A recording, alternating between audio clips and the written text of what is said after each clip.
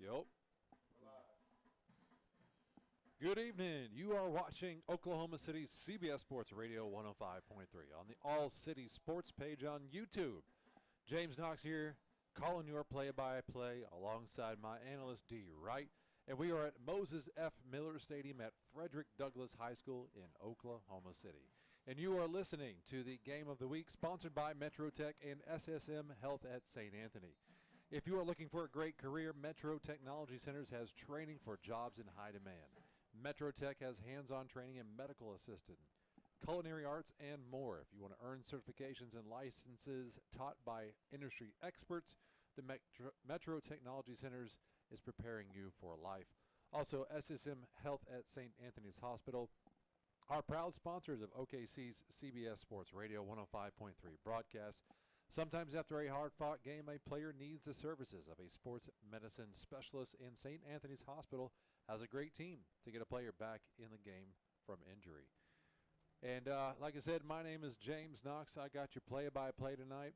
My analyst right here to my right, I got D. Wright. And D, man, good evening. The band has rolled in. The color guard, the ROTC is doing their thing. We're about set to see some football tonight. Yes, we are, and it's a beautiful night for football right here in Oklahoma City. I am proud to be here. This is going to be a wonderful evening of football. Sun's just now going down. It's going to be a crisp night. It's not really hot. It's not really cold. It is perfect fall weather for football. Football time in Oklahoma. And we are sitting in the press box right about the 50-yard line. Got a great vantage of what we're looking at today. The field is set up going from south to north, north to south. So the north side of the field is going to be to our left. The south side of the field is going to be to our right. We got a little breeze kicking up, D. It's what we got from east to west. Is that what we're looking at? Yep, east to west breeze going. So that's probably not going to affect the passing game too much. It might put a slight little extra spin on the ball, but not really do nothing to where hinder both of these schools. And both schools are pass heavy. They got to run that spread offense. Yep. So it's going to be a good night of football. Yeah, we're excited about it. And they're kind of getting some preparations on the field all set up. And speaking of preparations, we're going to give you our preparations on the game that's coming up tonight. We've got some keys to the game and some notes on these two teams. First off, again, we are at Douglass High School, and the visiting team is Northwest Classen Knights. So the Northwest Classen Knights come into the game at 0-2. The Douglass Trojans are 1-1. Last week, the Northwest Classen Knights played against John Marshall Bears. Ended up losing that game 0-53. D, that was a tough game for us to call. Just we were rooting for the Knights to be able to get something going. Just didn't happen. Right, it didn't happen last week as the Northwest Classen Knights. They had a lot of trouble on the offensive line, some injuries, and just some key breakdowns. But hopefully this week is a new week. You got to have a short memory in football, and hopefully they can get something established tonight. Northwest Classen has traditionally been a school just looking for their way into the elite establishment of football players. They're looking for the elite, trying to get into that elite level, get into just better than average. Yeah. And last week was a tough week for them. They had, by all our calculations, they had no first downs last week. They only got in the opposing half of the field only one time. And that was after a big penalty. Yep. And then they, so far this season, according to our calculations, they have 6 points for them that they've scored, but they've allowed 111 points against them. So we're looking to see if they're going to be able to kind of write that up and get that turned around in terms of the numbers. So we're expecting Northwest Classen to maybe have revamped, retooled a little bit, come back with some new ideas, some new ways to maybe get some offense going. Yes, definitely. Something they just get some consistency on, and maybe even inch by inch, step by step, any given Sunday, it can happen. And Douglass comes into the game having just played Millwood in the Soul Bowl last weekend. They did end up losing that game 7-27, but they did get a win in the first week of the season against Star Spencer. They looked really good in that game. I was actually able to call that game, and they had quite a bit of offense going. The defense was stifling. And then last week they didn't allow any big passing plays on defense, but on the opposite side, they couldn't quite find a rhythm on offense. There was no space to run. The QB and the receivers weren't really on the same page. And Moore, Caleb Moore, who is their quarterback, sometimes were just a little bit inaccurate. So we're going to see if they're going to be able to kind of get those all buttoned up today. Also, the other thing that was kind of crippling them a little bit was their penalties and mistakes, D. And you know that in the games where every possession counts and is huge, you can't have too many mistakes and penalties that end up shooting yourself in the foot.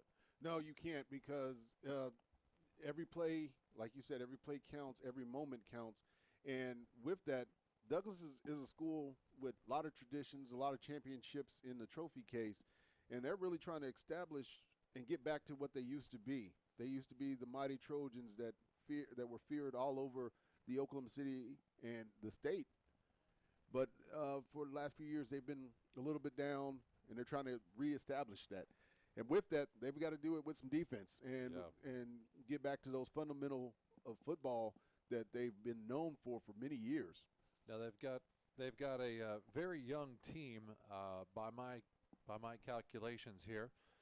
We've got them having 16 seniors, only 6 juniors, but 15 freshmen and 9 sophomores. So over half of their team are freshmen and sophomores. So a young team, which bodes well for their future. But during this game, they're going to end up having to play a lot of young players. Now, that's about the both teams. Now, about the teams together, D, we have a little bit of kind of some fun trivia here for you. This is actually their first meeting since 2007. It's been 14 years. Yeah, 14 years since these two teams have squared off.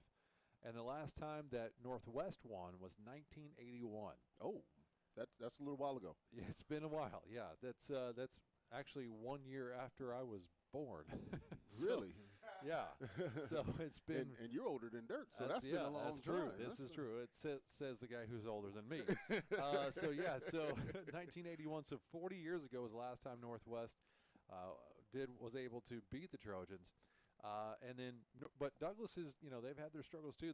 They've already tied the amount of wins they've had in the past 3 seasons. Oh my! With just one? They were winless the past 2 seasons, and then 3 seasons ago they did win 1 game. But like I said, they already won the first game of the season against Star Spencer, so they've already tied their last 3 seasons total with that Star Spencer win. So they are already having. They're moving up. They're moving on up. Things are looking positive, and this is. Again, positive. We think, by all accounts, that the game was supposed to be played at Taft Stadium, but instead, we're actually here at the home opener at Douglas Stadium, or at Douglas High School at Moses Miller Stadium. So we got a good crowd out tonight. They're ready to see their Trojans here on the home turf. Yeah, like I said, we're trying to get they are trying to get the glory back from those glory days of the mighty Trojans from the 70s, the A-Leagues, the late 90s and into the 2000s. They're trying to get that glory days back of the mighty Trojans where they were feared.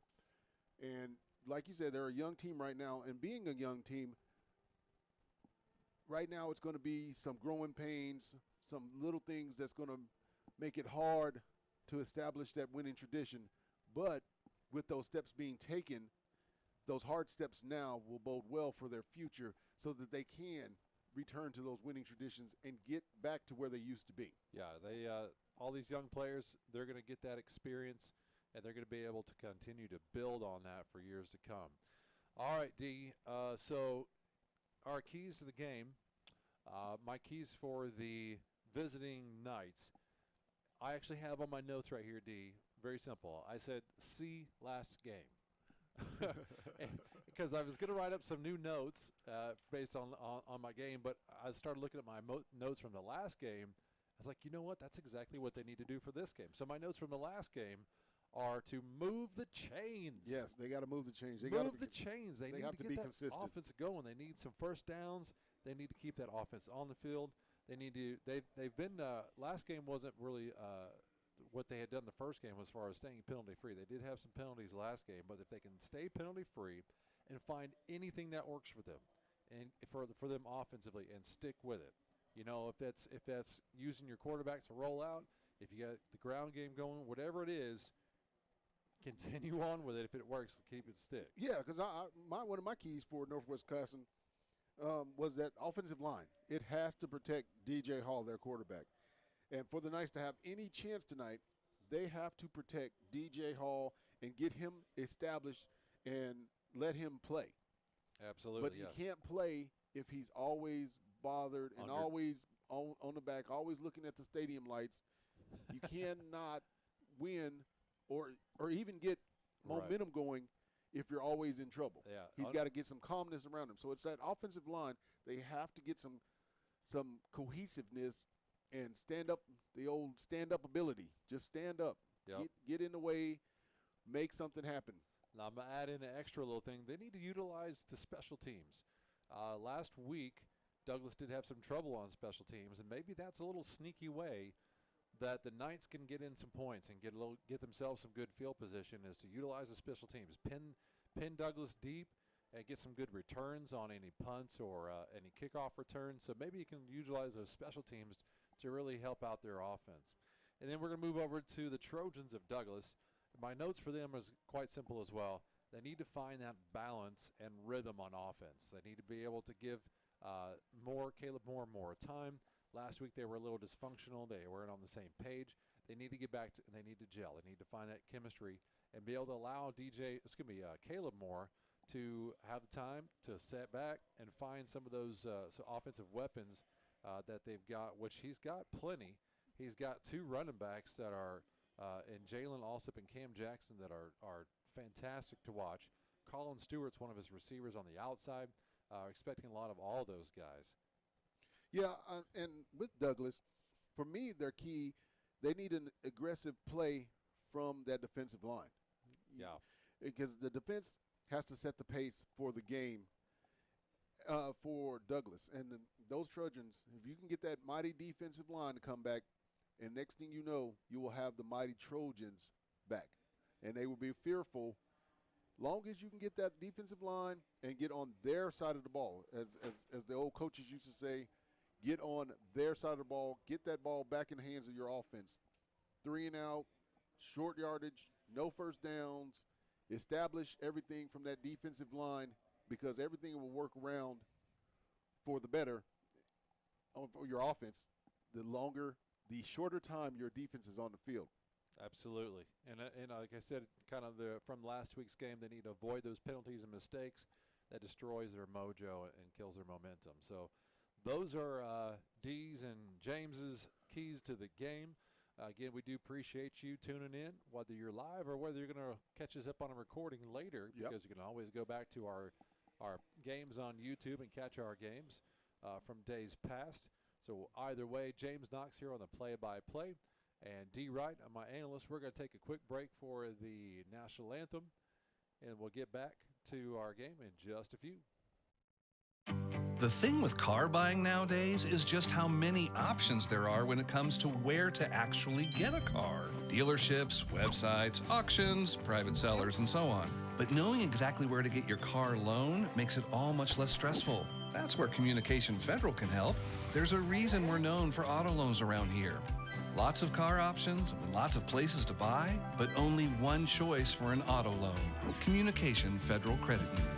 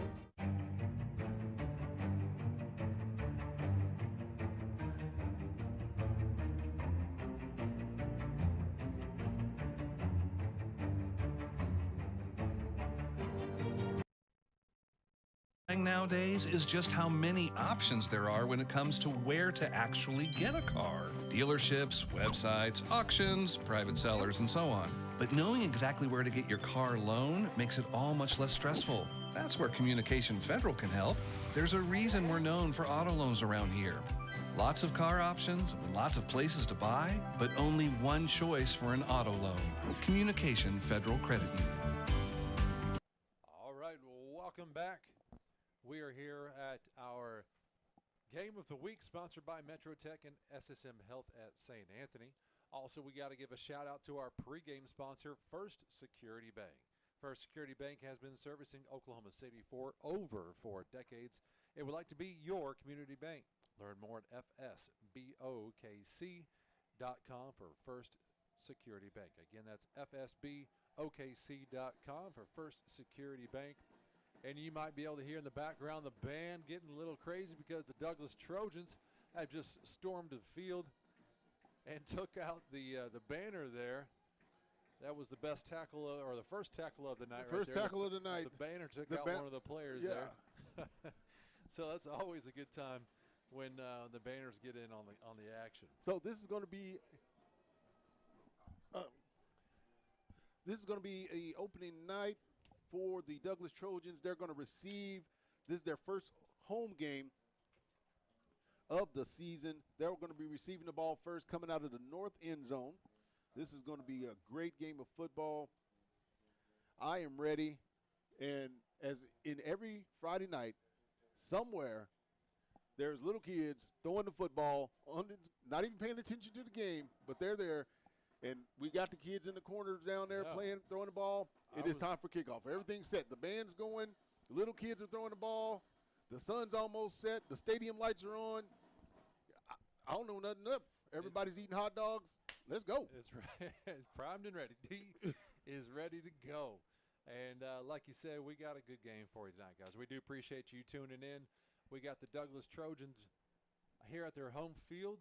Actually, it's Stanford Whitefield is what we're calling this. And they are set to receive. So the Northwest Classen Knights are going to be kicking off. Our kicker for the Knights. Let's see here. We got number. It's DeLeon, number 20. Oh, yeah. I remember DeLeon from last week. Yes. So did he change numbers? He looks like he may have. He's number 22 tonight. He was number 20 last week, but I'm going to think that's DeLeon. So Edwin DeLeon to kick. Set back to receive for the Trojans. That's number 21. I think that may be 23, or we can't quite see. That's going to be Colin Stewart, I believe. He's got his arm in front of his the second digit there. I think that is 23. So Colin Stewart, a senior, 6'2", 155 senior, set to receive for the Trojans. And here comes DeLeon with the kickoff. Gets down to about the 10-yard line. Stewart takes the kickoff, gets up to the 30-yard line, breaks the tackle with a stiff arm, makes it past the 40, past the 50. He's got a blocker in front of him. And down the sideline, cuts back inside to the middle, down the right hash, and into the end zone. An opening kickoff return for a touchdown by Colin Stewart. The Trojans on the board within the first 15 seconds of the game, D. That is the way that you want to start a football game right there. Yes, it is. Number 23, he took that all the way back, caught it at the 10-yard line. Amazing. That was amazing blocking from the Trojans. That was Colin Stewart on that. Trojans set it up nicely. They set up the blocks, got a wall there. All he had next to him was sidelines and green grass. He wasn't even touched. I don't think he was. Jaden Frazier was out in front, number 25, giving a good block. He didn't really even need to provide an actual block. He was just an obstruction. He was in the way of the last remaining defender. But Stewart found that seam, took it all the way to the house. So way to return the kickoff for a touchdown, get your team on the board. That's offense doesn't even need to come out. They got a few minutes of break. Yeah, and Douglas had a little trouble with special teams last week, but right off the bat, looks like they've cured those troubles already. David Duran to kick an extra point. It's up, and I see the referee's giving the nod. It's good. Number 50, Jose Gonzalez, was the holder. So the Trojans are up 7-0, still 11:45 on the clock here in the first quarter of our game. The Northwest Classen needs every opportunity they can to be able to really get themselves some momentum, any kind of confidence they can. And that's obviously the last thing they want to do is start off and not be able to give their defense an opportunity to even really get the ball back for them. But now they're down 7-0. Yeah, and hopefully the Trojans don't come out with their heads down. Hopefully, like, okay, hey, we got hit in the mouth. Let's get back up, wipe it off, come back and establish their own and come back and fight. Because this is one of the kickoff return for the Northwest Classen Knights is one of their better things. And that is how they've scored their points this year. Their previous points was on a kickoff return, you're right. And they do have a couple, definitely some dangerous threats in the back, including DJ Hall, who is their quarterback. He's set in the back to receive it. He's going to stand around the 15-yard line. A couple of their other players that we're expecting to see a lot of fireworks out of is going to be Kalen Crawford, number 3, Khalil Rankin, number 4, and Torrey Hobbs, number 6. They were all last week all pulling their weight on the offense and defense. They were in the defensive backfield as well, giving some pass breakups. But DJ Hall is going to be your main guy. Yeah, because DJ Hall is the Knights' all-world, all-player, and he can do it all. He just needs some help from, like you said, the other players on the team. Once he gets some help, he's a dangerous player for the Northwest Classen Knights. All right, so set to kick off for the Trojans. There's the kickoff.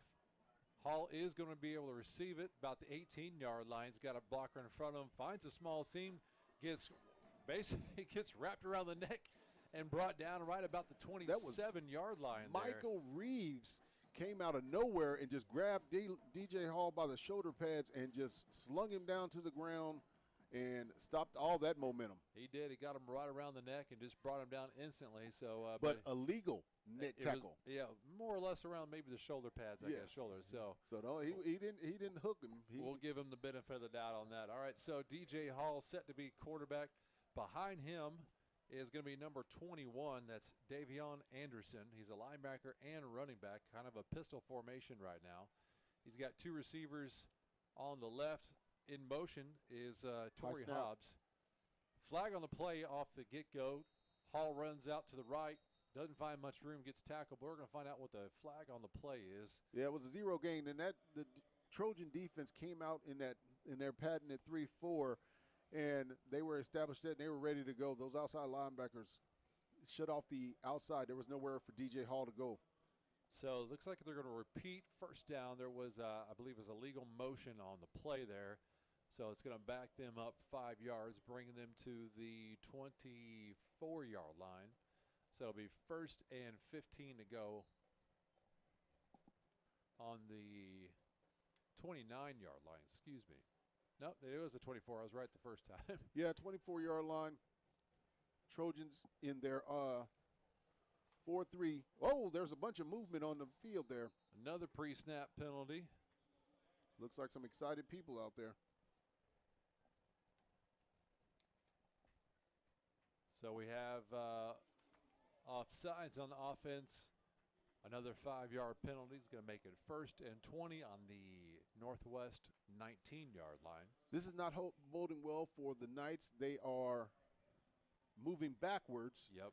And it's all through penalties. That is not good for them. They've got to correct that so that they can have a chance at this game. And quickly as well. So they got 3 receivers on the west side of the field, on the closest to our sideline, close to Douglas. Pistol formation. Hall's in the backfield, ready to take the snap. Quarterback back to pass. He's already under chase there. He's got the ball in his left hand, switches fields across the field to the right-hand side, gets met by Jaden Frazier with a great form tackle right there. Another loss of about 3 yards on that one. He just the play was busted up from the beginning, D. Yeah, Douglas had a blitz out there, and they were established that the blitz was right where DJ Hall was trying to roll out to his right side.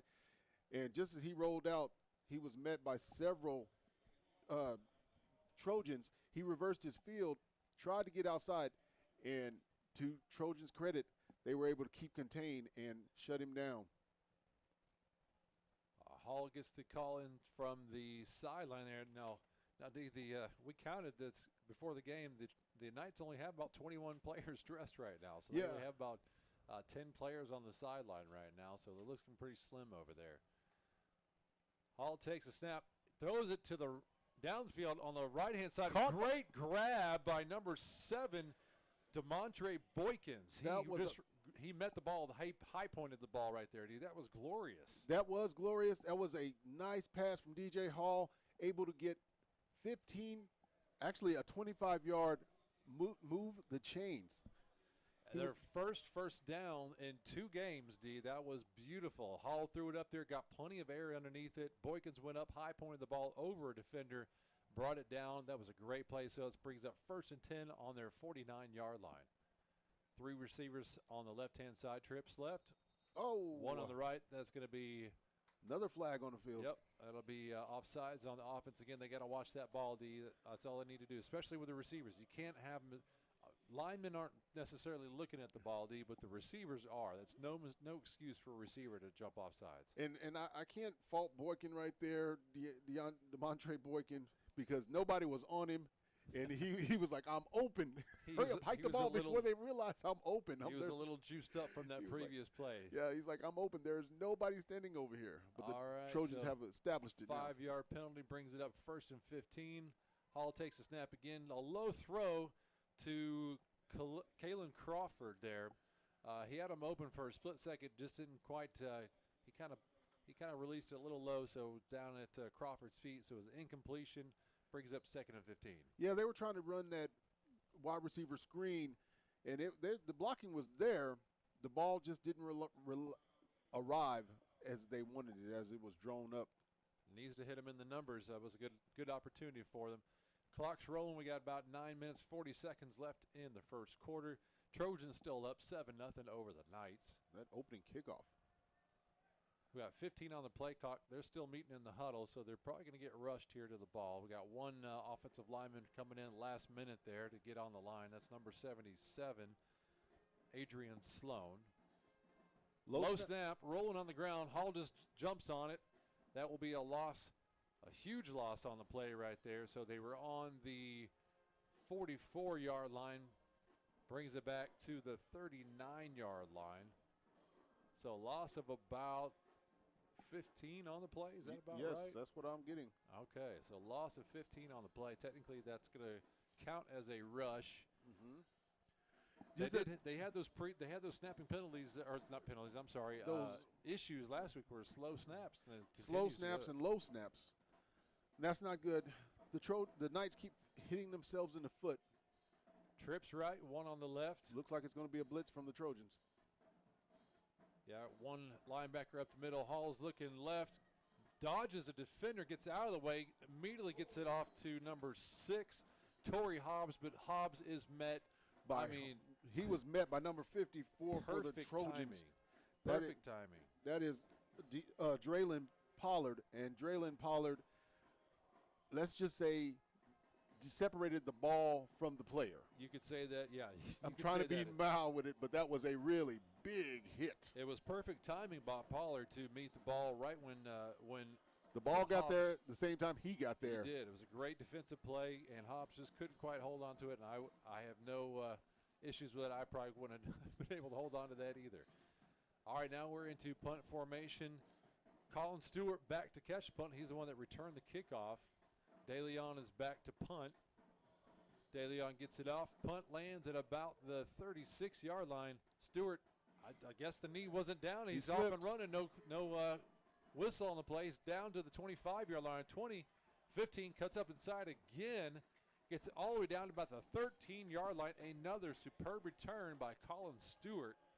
When I thought that he bobbled the catch there, I thought his knee may have been down, but the referee said no, and they said carry on. He got all the way down to the 13-yard line, D. That's another great return. 54-yard punt return.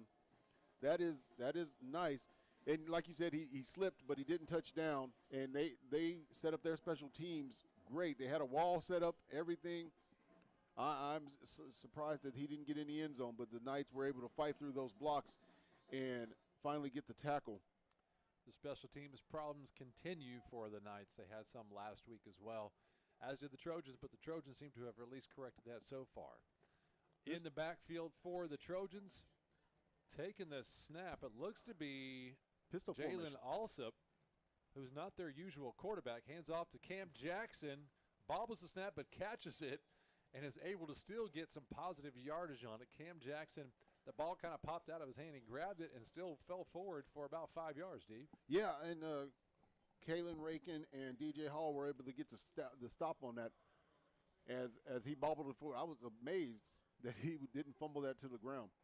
Now I'm looking for Caleb Moore on the sideline. I can't see him yet, so Alsop still taking the snaps at quarterback. Jackson to his left. Jackson finds a couple holes. Wiggles left, wiggles right, gets all the way down to the 1 yard line. He's just small enough he can hide behind those big The big mollies? Yeah, the big mollies up front, and you can't really see him until he pokes out of that hole. So that'll bring up 1st and goal on the 1 yard line. Yeah, that was a host of Knights that took him down right there, led by Adrian Sloan and Jamal Weber. Trips on the left, 1 on the right. Alsop still in at quarterback, takes a snap, gives the ball off to Cam Jackson again, and he dives in for the touchdown. DJ Hall couldn't quite stop him before he did get his legs out from under him, but Jackson still makes it into the end zone for another Trojans touchdown. Yeah, DJ Hall had blitzed in there and was in the hole, and he tried to get low and knock out the legs, but those little legs were powerful enough to spring over. He had enough momentum, enough air underneath those legs that he, even with a nice tackle to take out those legs, he was already in the end zone. All right, David Guron, is set back to kick the extra point. Holder is going to be Jose Gonzalez again. Snap, kick is up, hits the goalpost, no good. Oh, no. Hits the left goalpost on that one. I thought for a minute, though, from our angle, it might have bounced inside, but referees say no go. So that takes the score to 13 instead of 14. 7.5 minutes left to go in the first quarter. We are going to take a short break. We'll come back to you with more action from Moses Miller Stadium here at Douglas High School. The thing with car buying nowadays is just how many options there are when it comes to where to actually get a car. Dealerships, websites, auctions, private sellers, and so on. But knowing exactly where to get your car loan makes it all much less stressful. That's where Communication Federal can help. There's a reason we're known for auto loans around here. Lots of car options and lots of places to buy, but only one choice for an auto loan. Communication Federal Credit Union. Welcome back to the action here at Moses F. Miller Stadium in Stanford Whitefield at Douglas High School. Douglas Trojans go up 13-0 over the Northwest Classen Knights. Let's see if the Knights are able to get something going on offense. They actually got a nice first down on their last drive with a nice pass from DJ Hall to DeMontre Boykins, and he still has a couple other weapons in Khalil Rankin, Kalen Crawford, so he's probably dialing up something. He's on the sideline on this kickoff. He was set back to receive on the previous kickoff, but looks like this one we have Khalil Rankin and Kalen Crawford set to receive for the Trojans. Yeah, he's on the sidelines with the coaches, and as you can see, they are drawing up, just like you said, drawing up plays. See if they can get something established. He needs a break every now and then. He can't do everything. Yeah. Hold every single play. Waiting on the snap, waiting on the referees to say it's good. And it was not good, so we're going to redo this kick. Some are running, some are stopping. I heard a whistle. Looks like a touchback, so it looks like they did play that. To kick for the Trojans was Uriel Martinez. He's a freshman kicker. So the ball goes into the end zone. That'll be a touchback for the Knights. Ball will go on the 20-yard line. You know, and I like the Trojans uniforms. I got to say this real quick. The Trojans using that all black with the orange trim, the white numbers, easy to see. I like it because it's easy to read from my old eyes. and the all black is intimidating too, though. But you know, you can never deny that. All right, Hall is set in a pistol formation. Hobbs in motion there, gets it out to intercepted by the Trojans by Bryce Reyes. Pick 6 for the Trojans, brings the score 20-0. Actually, should be 19-0. Looks like maybe a little scoring error there. He had, I think it was Khalil Rankin in the flat. Hall overthrew him a little bit, D. Yeah. and Reyes was there to just snatch it up. He wasn't even really in a good defensive position other than that it just kind of fell into his lap. Yeah, Hall tried to rush the ball out there. He was a little bit under pressure, and he threw it up high, went over the receiver's head, and Reyes just happened to be sitting in the right spot, and the ball landed in his stomach, and only thing in front of him was green grass. Sometimes those are the best interceptions when you say, thank you, appreciate that throw, and then he just had nothing in front of him. But like you said, green grass. So score should be 19-0. We show 20-0 on the scoreboard up there, but should be officially 19 right now. Unless they get this extra point, then we'll move up to 20-0. Kick is up. Nods from the referees side to side. No good once again. So Garan now is 1 of 3 on extra points. Score should be 19-0 with 7 minutes, 22 seconds left in the first quarter. We're already got a high score running up. We need that score to get back up from Northwest. We want that competitive game. We want this to be a good game for everybody. Yeah, and right now Northwest's Classen has not been able to establish, besides the one play to Boykin where they got the ball down the field, they have not been able to really get any momentum established, get anything going. It's been 1 or 2 plays or 3 plays and you're out, and so they haven't been able to do a lot going forward. Now, D, correct me if I'm wrong, but I don't think I've seen an actual rushing attempt aside from DJ Hall right now. We've had a couple of technical rushes because of a fumble or a sack or something, but has he handed off to a running back yet? Or no planned runs as of yet. Okay. I think it's going to be coming, but right now, no planned, designed, here, you take the ball and you run that way. None of that. You take the ball and you run with it. That may be what DJ needs you take this ball and do something with it, because I'm worn out. Ball goes over the head of But there's a flag. Rankin, but we do have a flag on the play, as D said. So it'll be offsides on the kicking team. So the Trojans, is that their first penalty of the evening? Yes, that is their first penalty of the evening. Okay, so they are avoiding the penalties so far, except for this one up until now, which was one of our keys of the game for the Trojans, is to avoid those penalties and mistakes. So far, one penalty is not so bad, especially on a kickoff. That's a little anxiousness, ready to go. You know, that mighty Trojan horse was ready to take off, but hold on, I ain't opened the door yet. Slow your roll until the actual kickoff. So back to kick again for the Trojans is Uriel Martinez. Back to receive for the Knights. Looks like we have Rankin and Crawford, best I can tell. Yeah, it is. And there's another whistle. That is Rankin and Crawford. Not sure why this whistle. Nobody had moved. Yeah, I can't tell what their referee, what kind of motion he was doing there. It's one of our line judges. He must have saw something that is a new rule this year. And we haven't been given a signal as to why. They're switching kickers. So Uriel Martinez was the kicker, but they're bringing in Garan again, who has been kicking the extra points. I'm not quite sure what happened there. If Garan did something and he can't play this kick, I'm not sure what's happening. That's very strange. It looks as though he did something wrong and the officials had to take him out of the game. So nice kick by Garan down to about the 20-yard line, where they take the kickoff. That's Rankin again. And he was brought down by Gary Smith and another Trojan.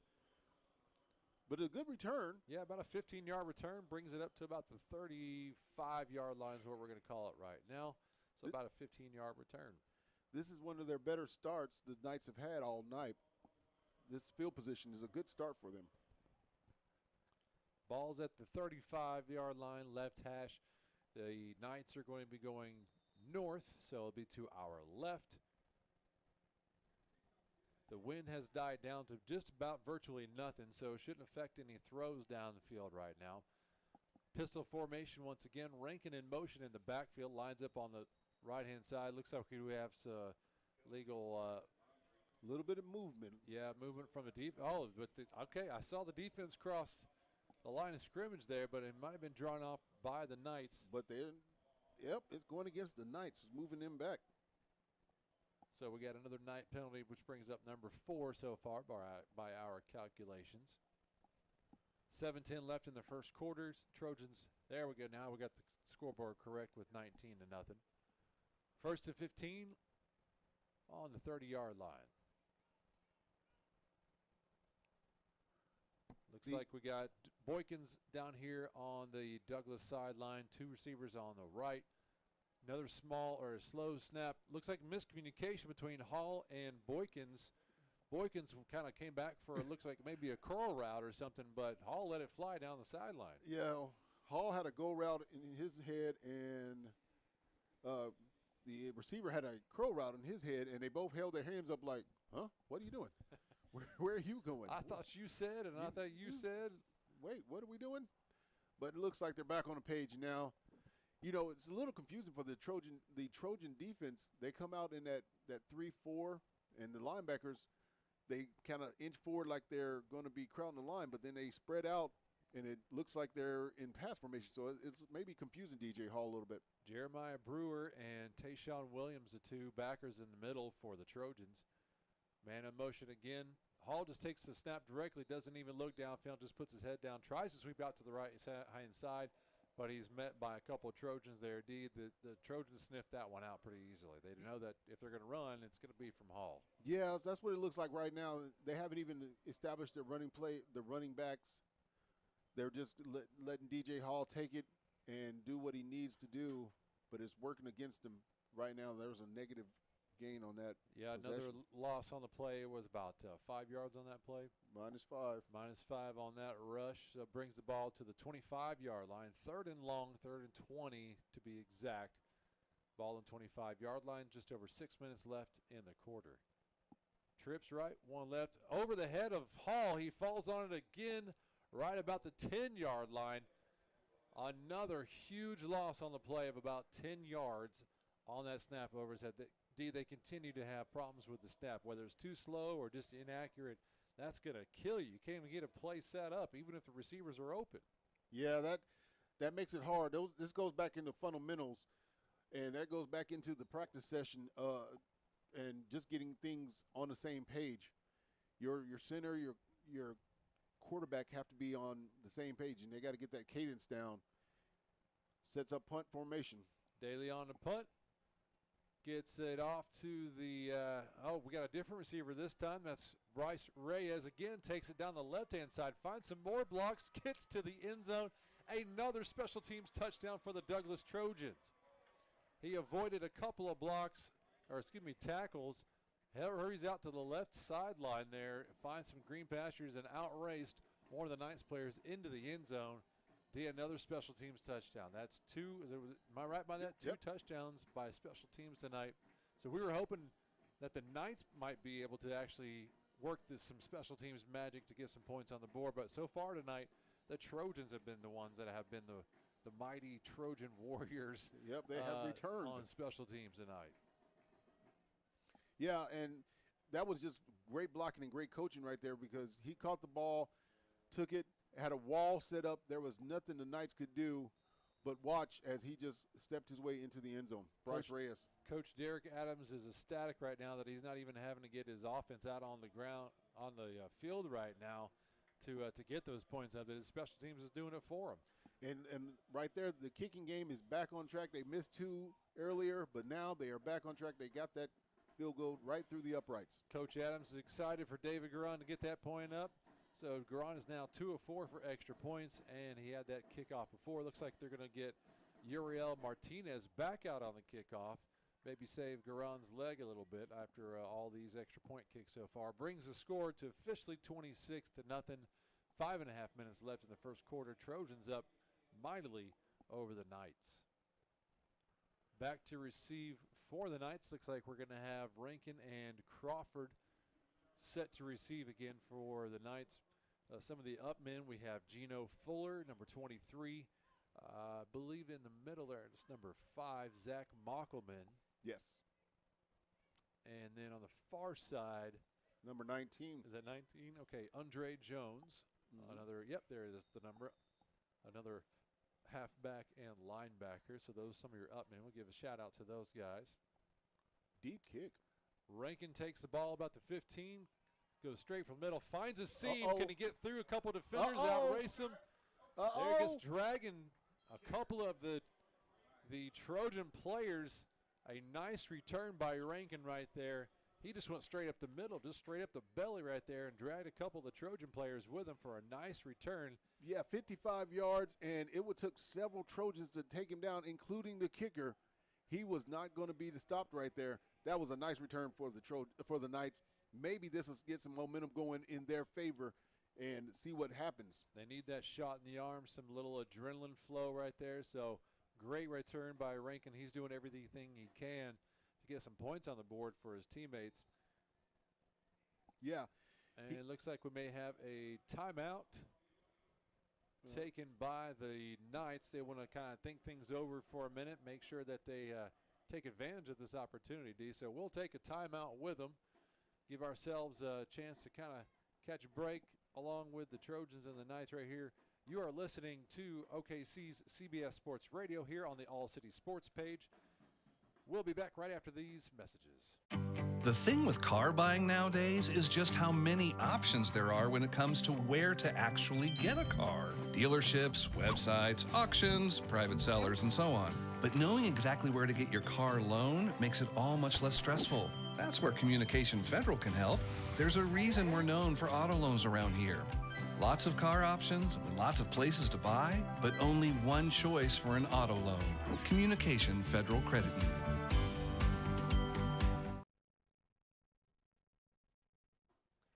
Welcome back to the action.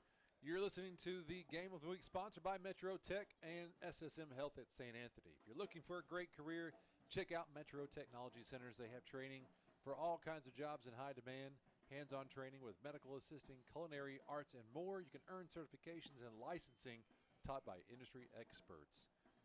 All right, and we also have SSM Health St. Anthony's. If you're looking for a place to go after a hard-fought game and need the services of sports medicine, St. Anthony's Hospital has a great team to get your players back in the game from injury. Back in the action, DJ Hall takes the snap, looks to the sideline, trying to get the ball out of his hands before he takes the snap, almost throws an interception, D. Yeah. That's the last thing they need after a great return like that, but it saves them from negative yardage, so I ain't mad at him. Yeah. Draylon Pollard was the only receiver in the area. Too bad he played for the Trojans and not the Knights. DJ Hall, he rolled out, and he was being chased by several Trojans. That defensive end for the Trojans, number 89, Darian Franklin, and he was being chased, and he tried to throw the ball away, but Draylon Pollard was the only person near, and he went out of bounds. There's a penalty on the field. All right, I missed the penalty. I was looking down at my roster here. I think the penalty is was it intentional grounding? I think it was, because nobody was in the area, and he that threw makes it. sense. He tried to throw it away, but it didn't work in his favor.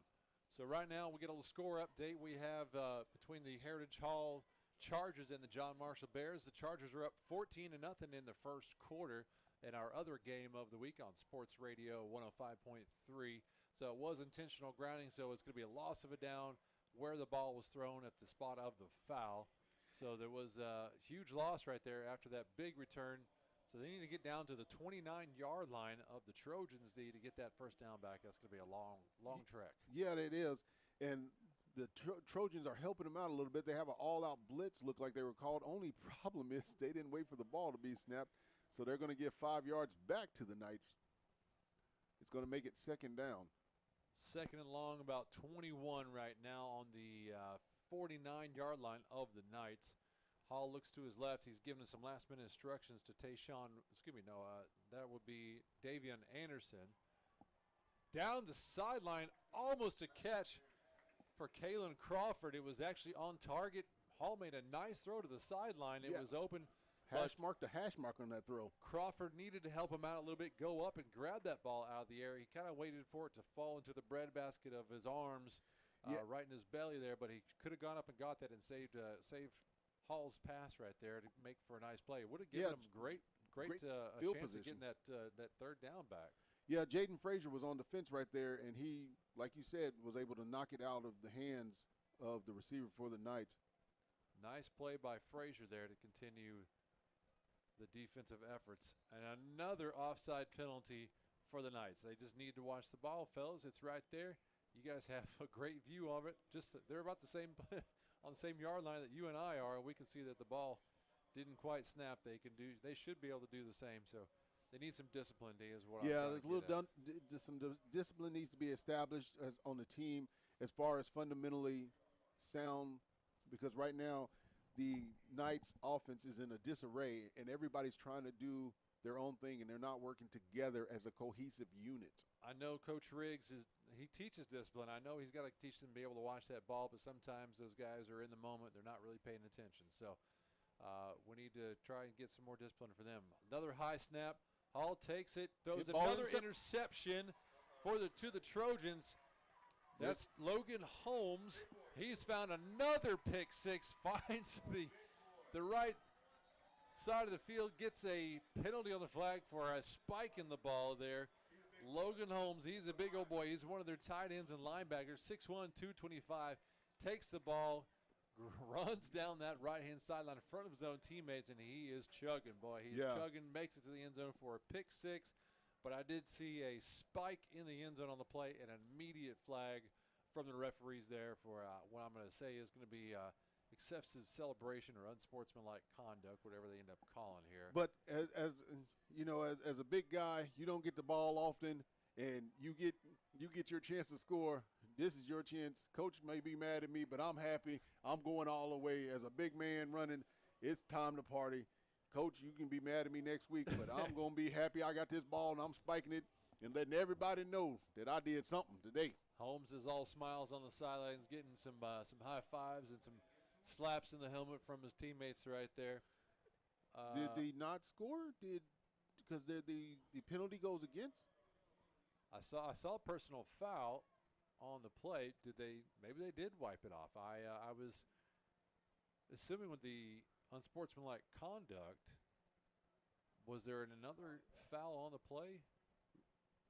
Looks like everything's going back. Let's see if the referee gives Now he's saying, okay, so now the referee's saying a block in the back.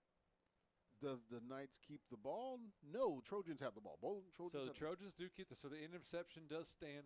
It was a block on the back by the Trojans, and then also the personal foul of the celebration there. So it wipes out the touchdown. Also still in quarterback, but wipes out the touchdown, but gives the Trojans the ball. It does. So still turnovers, still in the hands of the Trojans. I got to find Caleb Moore. He's not a quarterback anymore. I got to find him. Is he on the sideline anymore? I do see him on the sideline there. Okay. Maybe this is planned to get Allsup some snaps. I don't think I saw Moore get any injuries now. The clock operator something's going on with the clock. That's why we have a hold up going on right now. Seems as though the stadium clock is a little messed up. Yeah, I don't think there's 41 minutes left in the quarter. So, yeah, we'll get a little – Technique and technical and little gremlins get in there. Technical difficulties can happen anywhere. We're no strangers to that either ourselves. It happens to the best of us. Yeah, all the time. So we understand that. Now I think they got it fixed. It's going to be 4:15 remaining in the quarter. The Trojans take over on their own 45-yard line. Also to be quarterback, so Cam Jackson, number 24, is going to line up to his right. Who we got at receivers? We have Jaden Frazier and Elijah Jackson, a senior who's 5'9", 170, lining up in the slot there on the right-hand side, on the west side of this. He's got some wiggle to him. Yes, he did does. A lot of wiggle, only got about a yard run on the play. I think that was another tackle by DJ Hall, if I'm not mistaken. Yes, it was.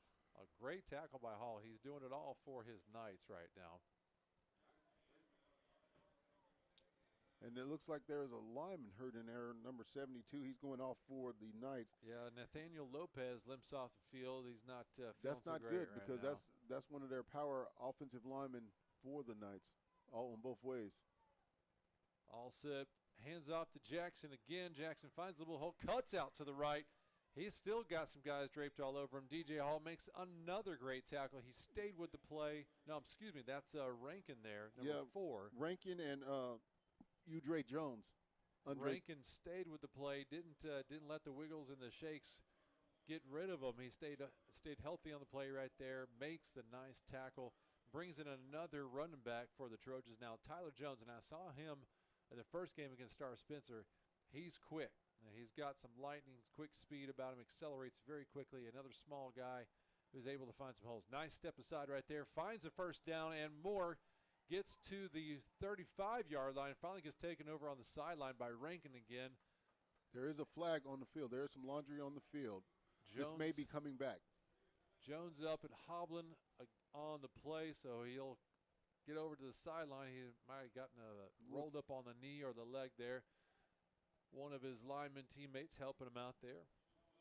Rayshawn Jeffrey, I believe. And they're going to help him off the field, so they're going to stop. But it was holding against the Trojan D offense, and so that's going to move the ball back, knock out that big run. Another penalty wipes out another huge play for the Trojans. That's the kind of thing that the Knights need, and they need to take advantage of, D. Yeah, they do, and hopefully this will establish a little momentum for them. But if not, it's going to make it very difficult for the rest of the night.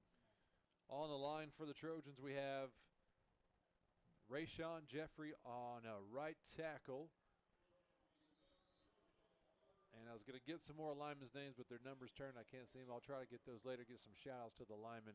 Handoff goes to Jackson up the middle again.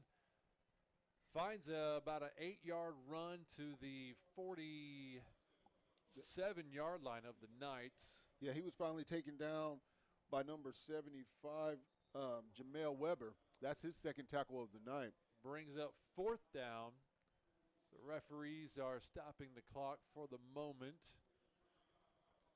Wonder what the Trojans are going to do. Up 26-0. Do they go for it on 4th and short, or they go ahead and bring out the punter, see if they can pin the Knights back deep in their territory? The Knights haven't really been a huge threat on offense, so that might be the safer play to go ahead and punt it, get them pinned deep in their territory. You know, and that is one chain of thought. But then also, since you only got less than a yard and a half to go and your offensive line is starting to establish themselves, you might want to be a little aggressive, push the ball forward.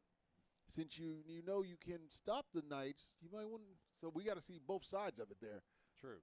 Now, me personally, I'm going to say go for it because I would go for it. You're only a yard and a half out, and you've been able to stop the Knights so far. What'd you say? YOLO. YOLO. You only live once, right? Right now, 4th and short. Now, on the flip side, so there's only 2.5 minutes left in the quarter. Right. So they can control the clock to the end of the quarter, possibly, if they pick up that first down. But again. But then again, pinning them deep. That's what I'm saying. So, but the Knights really haven't really shown a propensity to be able to stop the Trojans on offense so far. So not a whole lot of incentive for the Trojans to go ahead and punt it when they know that they've pretty much had their go at it all night long. Yeah. So until the Knights, the key here is until the Knights stand up, you keep pushing them down. That's right. All right, so it looks like all set back at quarterback. Jackson to his right. We did have some motion on the right-hand side. Number 19 was lining up Benny Butler right there. He was moving left and right. Now, I saw him looking right at the line judge, trying to see if he was okay, lined up in the right spot. He was moving left to right, but the referee saw it otherwise, called him offside, so movement right there. So that brings it to 4th and 6 for the Trojans. That's a completely different scenario. You're not just a yard or two away. Very true, and puts the ball right on your own 49-yard line. Looks like they're still going to go for it, though. Back in their territory, they're not scared. They're going to go right with it, so it brings up 4th and 6 on the play. Alsip takes the snap, looks right, throws over to Jackson, Elijah Jackson, but is well short, so it's a turnover on downs there. So the Knights did what they did. They needed to do. They made some stops. Capitalized on the penalties, D. Now they're going to get the ball in some pretty good field position. Yeah, they get the ball right there in the middle of the field, right where the logo needs to be. And from there, with less than 2 minutes to go in the quarter, you can drive this ball down get some momentum, get a couple of first downs, you're right back in this game come second quarter. That's what they need. They need just something on the scoreboard. They need that little bit of confidence right now, and they can do it right now if they find a way to give Hall some time. He can get some throws down there, but the receivers need to get him, help him out, bail him out. There's another throw from Hall over to the sideline, looking for Hobbs, but it's out of bounds, and we do have another flag on the play there. And that flag came out very early, so that may be offensive offsides or somebody moved early. Illegal motion. Let's see what it is. So it's offsides on the offense to back them up another 5 yards. Yeah, they happen to be going backwards against the Knights. Brings up 1st and 15 on their own 46-yard line.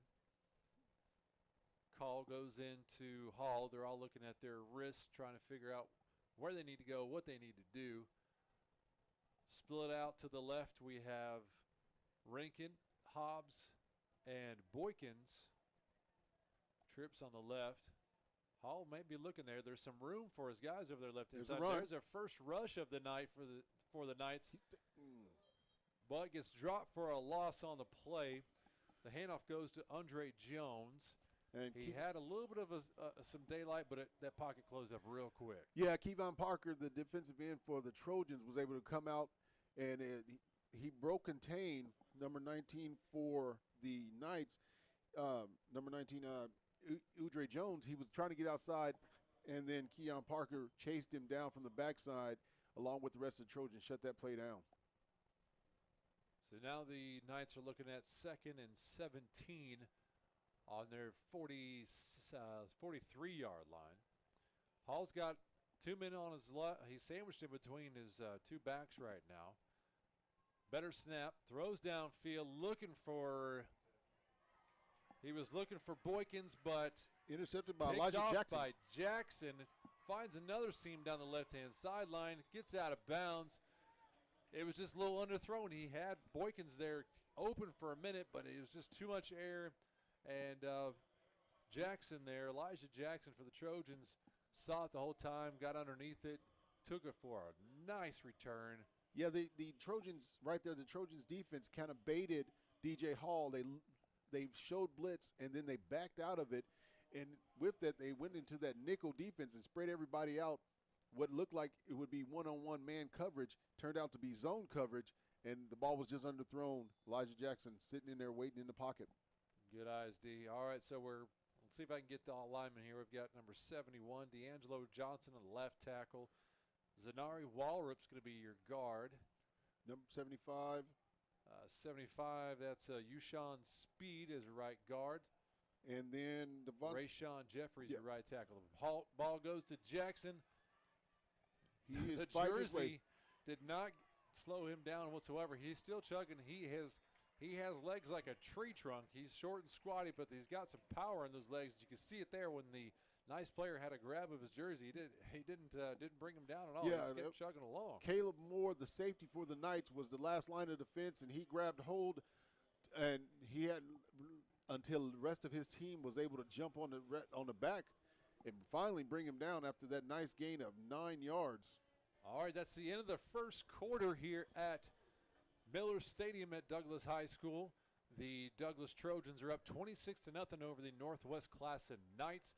That's our first 12 minutes. We're going to take a quick break for some messages from our sponsors. You're listening to the Game of the Week here on the All City Sports page for OKC CBS Sports Radio. We'll be back after these messages.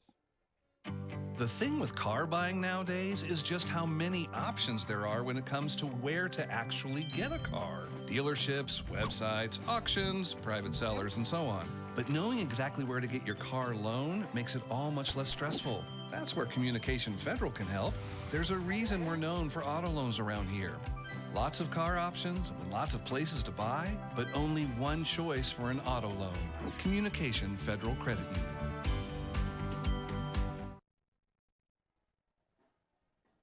Thanks for sticking with us. We're going to be starting up this second quarter of our Game of the Week, sponsored by Metro Tech and SSM Health at St. Anthony.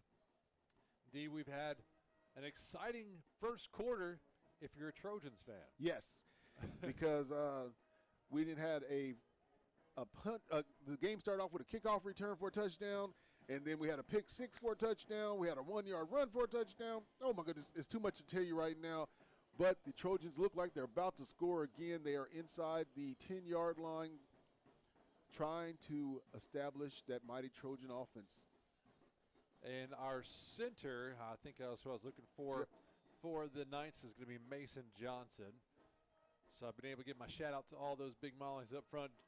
Handoff goes to Jackson once again. Cam Jackson gets into the end zone in the left corner for another Trojans touchdown. Brings the score to 32-0.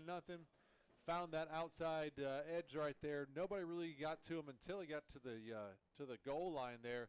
Still was able to run over the defender for 6 points for the Trojans.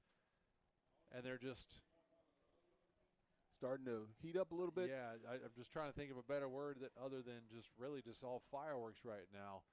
Is all I see from the Trojans. They're doing everything right now, except for minus maybe a few penalties. Yeah, it's been all Trojans. All right, David Garan with the kick. Kick is up and good. Brings the score to 33-0 for the Trojans. Again, another couple seconds into the quarter, and the Trojans are able to capitalize. You know, they like to start those quarters fast. They do. They don't mind doing that at all. They put that thing into turbo and go right at it. So let's back up for a minute. The Knights have obviously had their struggles, but what are some – we talked about this last week. There's got to be some small victories that the Knights can do right now. Again, just staying clean, right now, no dirty laundry on the field. Yeah, that's right now is penalties, because right now they've had 8 penalties right now, and those penalties have been shutting their drives down, shutting their momentum down. They can't move the ball forward because they keep going in reverse. They can't get the car out of the driveway if you keep running into the garage. It's not working for the Knights.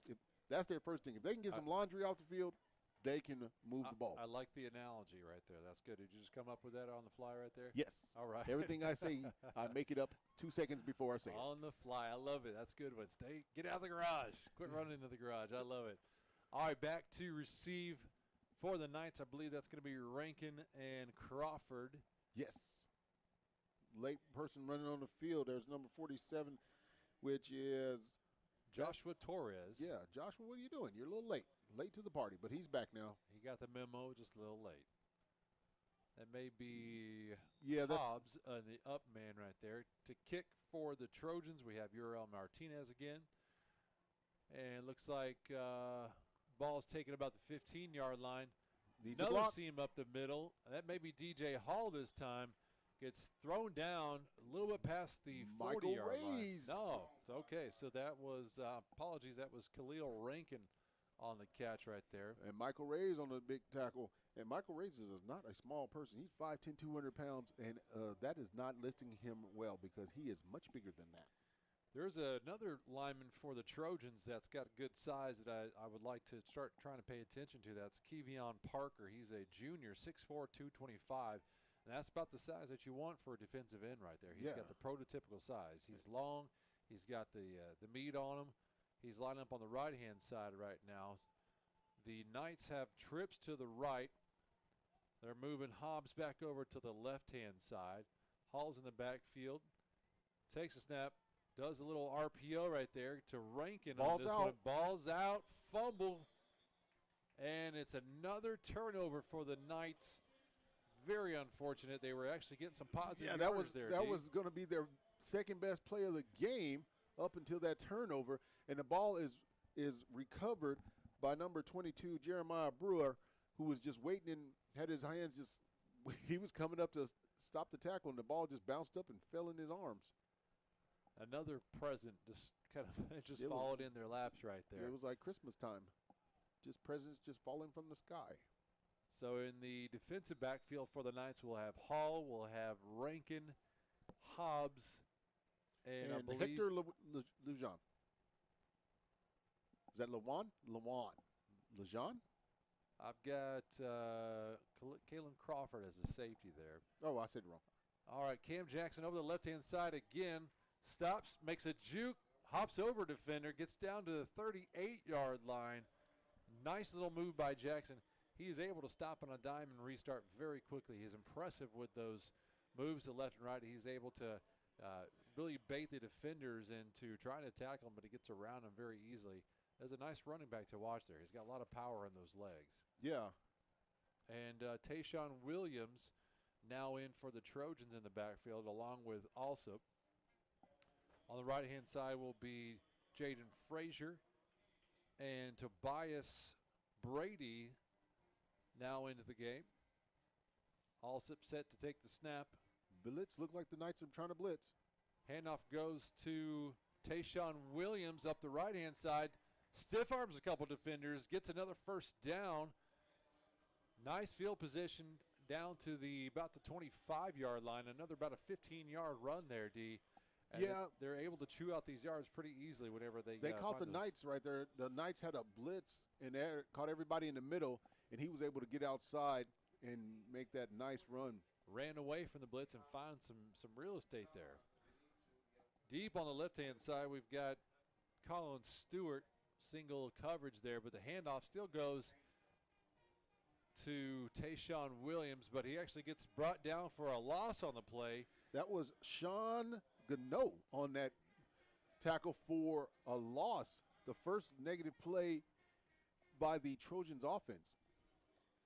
That's what the Knights need right there, is to continue to find ways to get those negative yards, take advantage of any penalties. Nice play by Gano, number 55 for the Knights right there. He's one of their ends. Also on the defensive line, Nathaniel Lopez looks like he's a little bit better. He got shaken up a little while ago. He's on the line again. Snap goes, or handoff goes to Tyler Jones again, another freshman, 5'8", 130.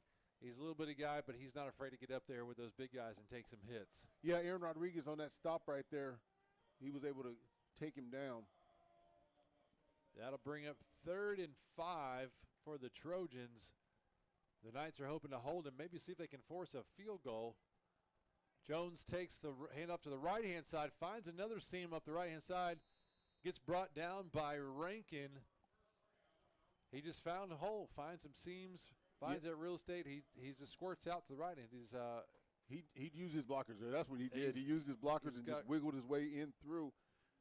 I was about to say he's got great vision. His line props the line. That's why I was calling these guys out one by one when I could, because they're certainly making some holes and giving their backs plenty of space to find a hole and cut up wherever they want to right now.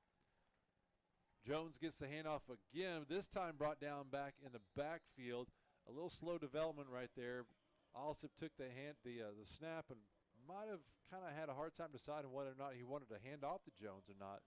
So it kind of delayed Jones from being able to cut up as quickly as he wanted to. Yeah, and you have to give that to the Knights right there, because their end stayed at home and their defensive linemen were able to move up, and there was no way he should, as in the run-pass option in that RPO game, the quarterback has to decide whether the defensive end is moving in or moving out. The Knights didn't do anything. They just stood there, and so it was a little confusion for the Trojans offense. Cam Jackson rejoins Alsop in the backfield. Snapped, so another play action there. Alsop takes the snap, takes the carry on his own, finds the end zone for another 6 points for the Trojans. He saw the open field, pulled it back in away from Jackson. Says, "I got this, Jackson. I'm gonna take it in. I need some 6 points for myself. You guys have been hogging all the points. It's my turn right there." So nice run by Alsop, D. Yeah, he was able to establish, like the play before, the Knights weren't aggressive. This time they were aggressive, and he just ran right in behind where his blockers was and able to get that 11-yard touchdown run. Garan set to kick the extra point again, with Jose Gonzalez being his holder. Kick is up and looks good from here. That it is. The referees give me the signal. That brings the score to 40-0 with 7 minutes, 15 seconds left in the second quarter. We've got a lot of game left, D, and we might have, is this when they start running the clock, when they go up 40 points? Yeah, but hopefully the Knights can get something established before halftime, and if they do that, then the game will continue as is. and there won't be a need for a running clock. But the Knights have to establish something they first. do. Now they found some luck on their special teams right now on Yes, these kickoffs. if they can get a couple of blocks and they've been able to chain up and get some good yardage on those returns.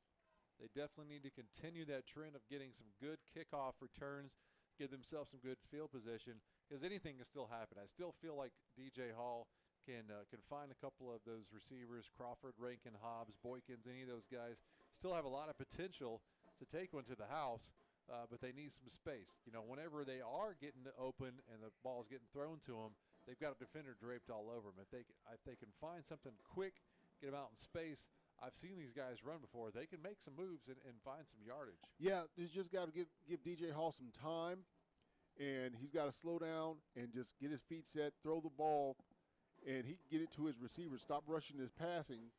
He can do that. But first it starts up with the offensive line, and they've got to give him some time, give him a little chance to set his feet, make room.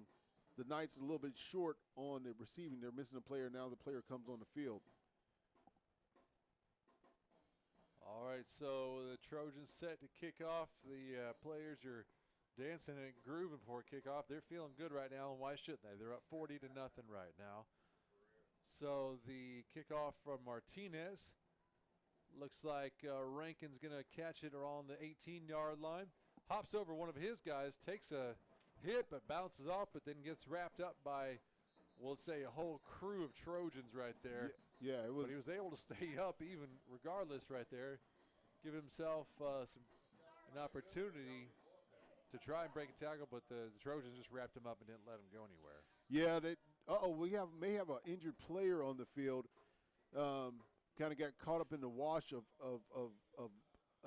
players. Can't see a number right there, but Rankin tried to get up there. There was a block there, but the Trojan special teams stepped up. They see the mistakes they had made on the previous two kick returns for the Knights, and they were able to correct those mistakes and set up a wall of mighty Trojans that allowed Rankin to go nowhere. So, D, we're going to take a little break right now, give the Knights training staff a chance to look at the player down on the field. We'll be back after this. Thanks for tuning in to the Game of the Week here on OKC CBS Sports Radio. We're on the All City Sports YouTube. Thanks for tuning in. We'll be back right after this. The thing with car buying nowadays is just how many options there are when it comes to where to actually get a car. Dealerships, websites, auctions, private sellers, and so on. But knowing exactly where to get your car loan makes it all much less stressful. That's where Communication Federal can help. There's a reason we're known for auto loans around here. Lots of car options, lots of places to buy, but only one choice for an auto loan. Communication Federal Credit Union. All right, we're back to the action. Fortunately, the player down for the Knights, Blaze Shores, was able to get up under his own power, get back to the sideline. I was a little nervous for him there for a while. He was down on his back for a little while, but good news, he was up and about. He's over on the sideline getting checked out, so we hope he's okay, and I hope he can come back to the action real soon. yes. All right, so a little shuffling on the offensive line there. Hall's in the backfield, ready to take the snap. He's got some gloves on. I don't know if he had the gloves in the back. Immediately met by the Trojans. That's not Hall. That's Rankin. Is it?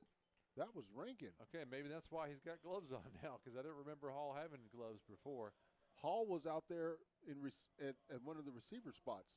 All right, good eye. I did not see that. So you're right. Hall was down here set up as a receiver. Rankin took the snap and tried to do a little QB draw right there, but didn't even get a chance to really plant his foot in the ground to even go north to south there. Actually, technically south.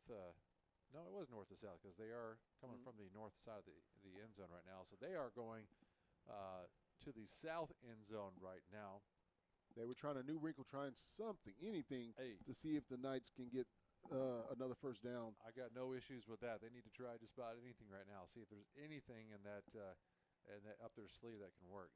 So Hall's back at quarterback. A throw out to Crawford right there. I don't know if Crawford was expecting it either way. One very nice throw was kind of half-heartedly thrown. Yeah, I think he was just in a rush. He saw him open quick enough. He was just trying to get out of his hands quick enough to maybe get Crawford a chance to catch that. But in the quickness, there was a little hasty throw there. It was not on target. Yeah, the Trojans had a blitz on, and coming from the linebacker spot, and that just threw off the whole momentum for DJ Hall and the Knights. Boykins down on the right-hand side, closest to us. He's got two receivers opposite him. Snap over the head for Hall. He's trying to dive on it, but the Trojans, nope, they just missed it. I thought they had three guys back there that may have gotten it, but Hall's able to jump on it and grab it there. Loss of 24 yards on him. That is a huge, huge loss.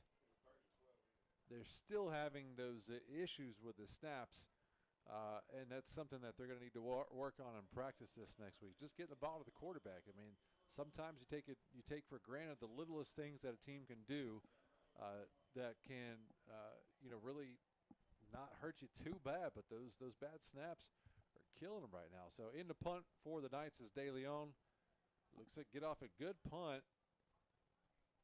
And Jaden Frazier was back to receive it. He just didn't even worry about going to get that one. It goes out of bounds right about the 45-yard line on the Knights' half of the field there. Yeah, I got to give De Leon credit for that. He got it to the sidelines, and it took a rolled right out of bounds. That's what you want in a punt. Yeah. You want it to go high, hit right outside of the line, and then scoot out of bounds. No need for a return, and then you stop the momentum of the other team. That's a good punt right there by De Leon. Absolutely. He kicked it away from the returner. It went as far as it could go, and it went out of bounds about the furthest point. That's exactly what you want. So that was right around, we'll see where the yard line was, about a 45-yard punt right there. That's solid right there to really get themselves, because they were deep there a minute ago. So they got themselves away from their end zone. Gives the Trojans a long way to go. Now I see Caleb Moore back in the game for the Trojans, their quarterback who started the game, and then Alsop is going to be to his right back at running back. So maybe they were experimenting a little bit to see how that went. Yeah, we'll see what happens. And flag on the play. So we're going to have delay a game by the Trojans. And that's their first one in this quarter. First one of the quarter, so they have definitely, I think they only had, one or two in the previous quarter, D? Yes, they did. So our keys to the game were for them to not make many penalties, to avoid the penalties and mistakes. They've been doing that so far. All right, so it brings up 1st and 15 on the 50 for the Trojans. Caleb Moore back at quarterback, hands it off to Alsop, gets wrapped up around his ankles, escapes that, but is met by another host of Knights defenders for another big loss of about 6 on the play. That will bring it to 2nd down and very, very long. Great defensive effort by the Knights to be able to bring Alsop down in the backfield there. That was Adrian Sloan and Alex Lopez. They were able to come and really, they were relentless in their chase of Alsop right there. So about 2nd and 21 for the Trojans. Moore takes the snap, immediately hands off to Alsop. Alsop finds a seam up the middle.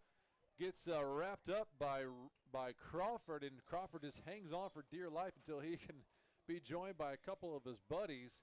A nice run for the Trojans. Still not. There's a little laundry on the field. We do have a flag. So holding on the offense. So that nice play is going to be wiped out. Oh, that was a nice 12-yard run. Trojans, and the Knights get a good break right there that didn't really have the defensive effort there, but that's because, well, the Trojans may not have been doing the most legal, a little bit. the most legal thing. But, you know, as they say in the NFL, if you ain't holding, if you ain't cheating, you ain't trying. So you got to do what you got to do. Yeah, there's pretty much holding on every play. It's just whether or not you get caught from what I understand. So Trojans line up. They got 3 receivers on the left, 1 on the right. Cam Jackson back to Caleb Moore's right there.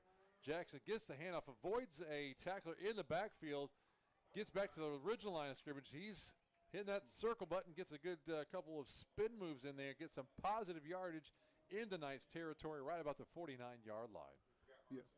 Yeah, he was really moving. And he was, as you said, the circle button. He forgot to do R2, and he could have got a little bit further. But that was still a nice run there. It was a great run, and I will squeeze in NCAA football terminology anytime I can because I do miss that game. I think it's coming back out sometime soon, especially now that we've got the NIL. Jackson comes off the sideline. Looks like he may have got a little hobbled there, maybe an ankle or knee, so that's going to bring Tyler Jones back into the backfield for the Trojans. Over the head of Moore, Jones hops on top of it. A huge loss. So the Trojans now kind of getting something out of the Knights playbook right there where the snap goes over the head and a huge loss on the play. Gets all the way down to the Trojans' 30-yard line. Yeah, that was a 17-yard loss for the Trojans. And it was just a high snap. And you know what? It may be a different cadence from Alsop to Moore, and the cadence may sound different to the lineman, or he may hesitate or take a breath, and so you may just, as a lineman, you may snap the ball harder or softer depending on the height of the person catching it. Just it's one little niche that could change up a whole momentum of the game as well as how you snap the ball.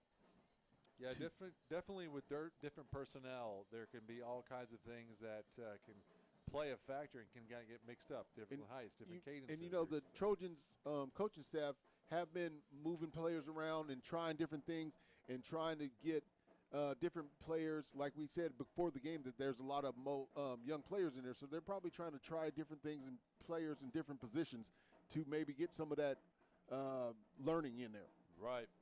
And we'll give you guys another score update. We just got an update over at our other game of the week on 105.3. The Heritage Hall Chargers are now up 35-0 over the John Marshall Bears. And that's surprising me, D, because we've seen the John Marshall Bears play.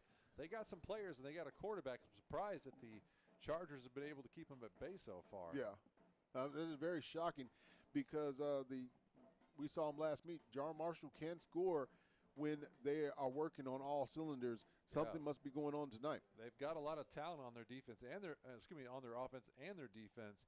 But Heritage Hall must be playing some stifling defense right now to keep those Bears offense at bay and keep them with no points on the board. So impressive so far for the Chargers. All right, back to our game here at Douglas High School. The referees are conferring over something, and as they're conferring, they're trying to see what's going on. I'm not really sure. And the clock is stopped at the moment. It was kind of winding down. Maybe they're checking to see if we need to adjust the clock at all. Player hurt? No. Something's going on, but the referees are conferring, discussing. Looks like jury duty out there as they're just really discussing and turning things over in their head, trying to figure out what's going on in the world of sports. I'm not really sure what they're discussing because there wasn't a penalty before. On the defensive line for the Knights, we'll have Jamel Weber. Right now, he's in the inside tackle. Linebackers are going to be, let's see, we have Andre Jones.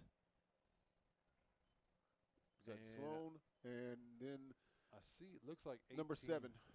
That's number 7. 7, that's DeAndre Boykins. I think he's oh, that's not a 7. I'm sorry. I think I see an 18 on one of the jerseys, but I don't have an 18 on my roster, so that's where my confusion lies right now for the Knights. Still want to try to give our shout-out to these guys. They're playing hard. They're working hard. They deserve shout-outs from time to time as well. Is that a 13 or is it an 18 on that number? Well, if you'd bring those binoculars next time, I'll be able to know next time. Man, I got to keep forgetting that. Something is going on, and we're not getting any signals. I think they're still trying to reset the clock. Yeah, they're resetting the clock. Now it's going down. The Douglas coaches are giving some hand signals to the scorekeepers here. And so we're seeing what's going on. I'm not really sure how they're going to do that. You know, we would tell you what was going on if we knew. We're lost as you are. All right, I think they've got the clock figured out. We got 1:05 left in the half. Third and super long. We have, I can't even count that many yards right now. All right, Moore goes down in the backfield, pressured by D.J. Hall.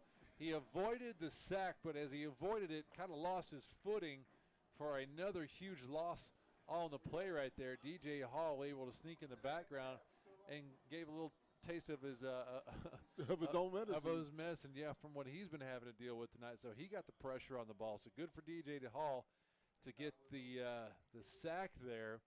So we have about -5 on that. The ball's on the approximate 20-yard line, so that's going to be third and a country mile. Apologize. Fourth down and about 50. Let's see. It's on the 20-yard line there. 30. So that'd be 45 yards. Yeah. No, I'm sorry. That's right. 45 yards. My math may be off there. Yeah, 45 yards. You were right. For the Douglas Trojans. And this is their worst field position that they've had all night. And I'm not really sure. I really think they've been substituting in some of the younger players and trying different things and trying different lineups since they do have this lead. So I think they've been trying different things, and this series has just been their worst series that they played tonight. As the coaches and everybody's trying different things and trying to get some more experience out there as the punting team is rushing on the field right now. Jeremiah Brewer gets onto the field, as does Draylon Pollard. Last-minute subs for the Trojans. Also comes in Bryce Reyes. Back to punt. Is that number 20 or 50? Jose Gonzalez. I believe that's Jose Gonzalez, number 50 right there. Gets kind of a high punt, doesn't go too far. But the Trojans let it roll up to the 41-yard line on their own half of the field. So still some pretty good field position for the Knights. Gonzalez is letting his head hang down a little bit there. Wasn't really happy with the punt. Yeah, it got off to the side of his foot just a little bit. It wasn't right in the center, and it got off the side of his foot, so it kind of went sideways on him. I can see where he wanted to kick it deep, but he did get the fundamentally enough of a so the ball wasn't – it's in the middle of the field, and there's going to be some room for the Trojan defense to work. So don't hang your head, young man. You did your job. He got about a 20-yard punt, gives it 1st and 10 for the Knights on the Trojans' 39-yard line. And the Knights need to do something here. So Boykins and Hobbs line up on the right. Crawford and Rankin on the left. No, excuse me, Rankin's in the backfield now, so maybe Hall's on the left. Hall takes the snap, looks down the middle, almost throws it into to the hands of a Trojan defender. Threw it in between about 4 players. Yeah, Cam Jackson was the nearest one. He plays for Douglas, and that was not going to help the Knights out any. Now, D, correct me if I'm wrong. When you don't have a whole lot of time to throw, if I'm a coach, and I'm not saying there's anything wrong with this, but I'm trying to make sure that I give my quarterback the best opportunity to get to receivers.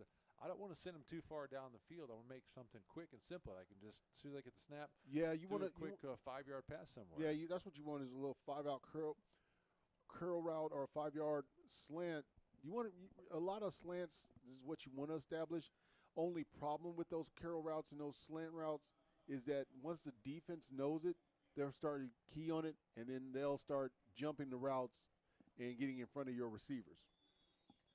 And so if you're always rushing, you're always throwing it short, they'll start jumping in front of it, getting those interceptions. And so they start to kind of key in on what you're doing.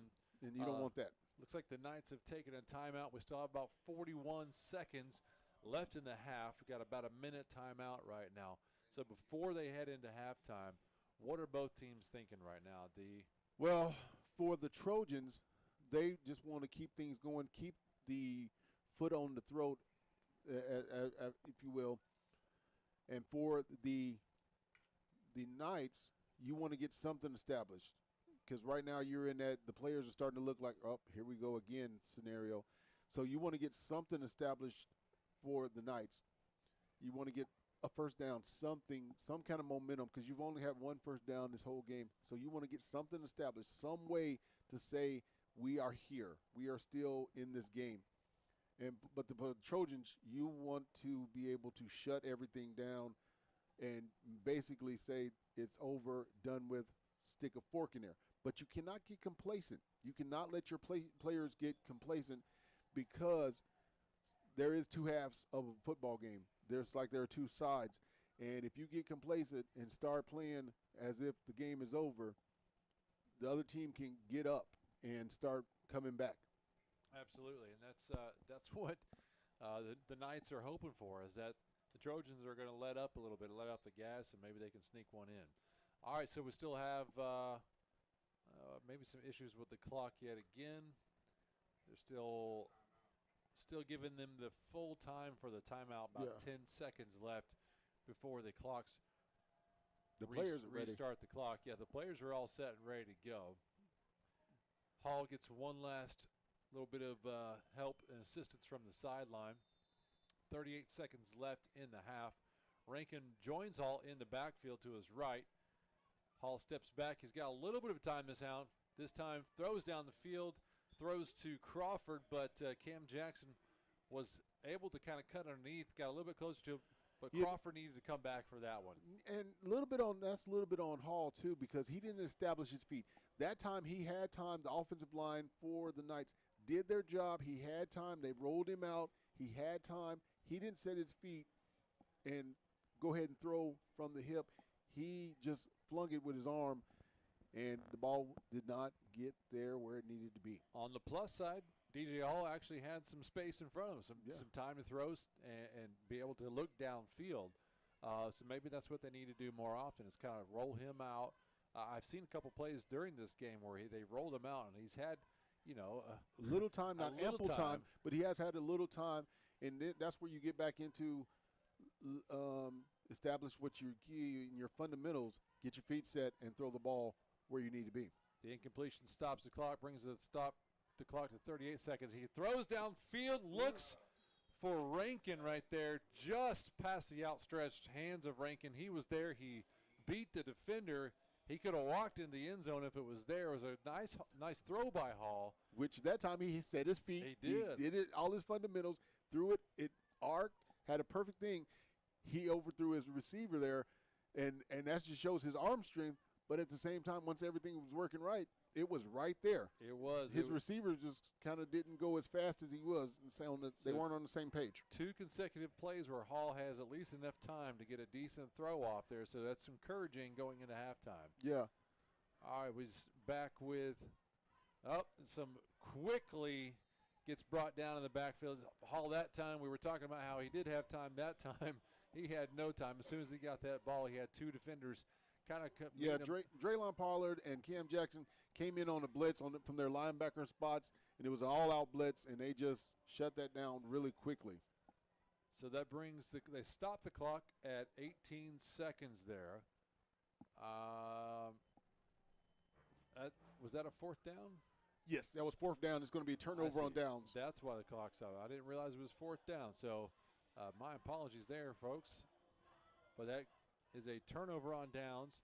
Now for the Trojans to take over on their own 45-yard line. So it'll be 1st and 10. The line of gain will be at the Knights' 45-yard line. 18 seconds left in the half. Trojans still up 40-0. Caleb Moore back in at quarterback. Jalen Alsop in at running back. Looks like they're still missing a player.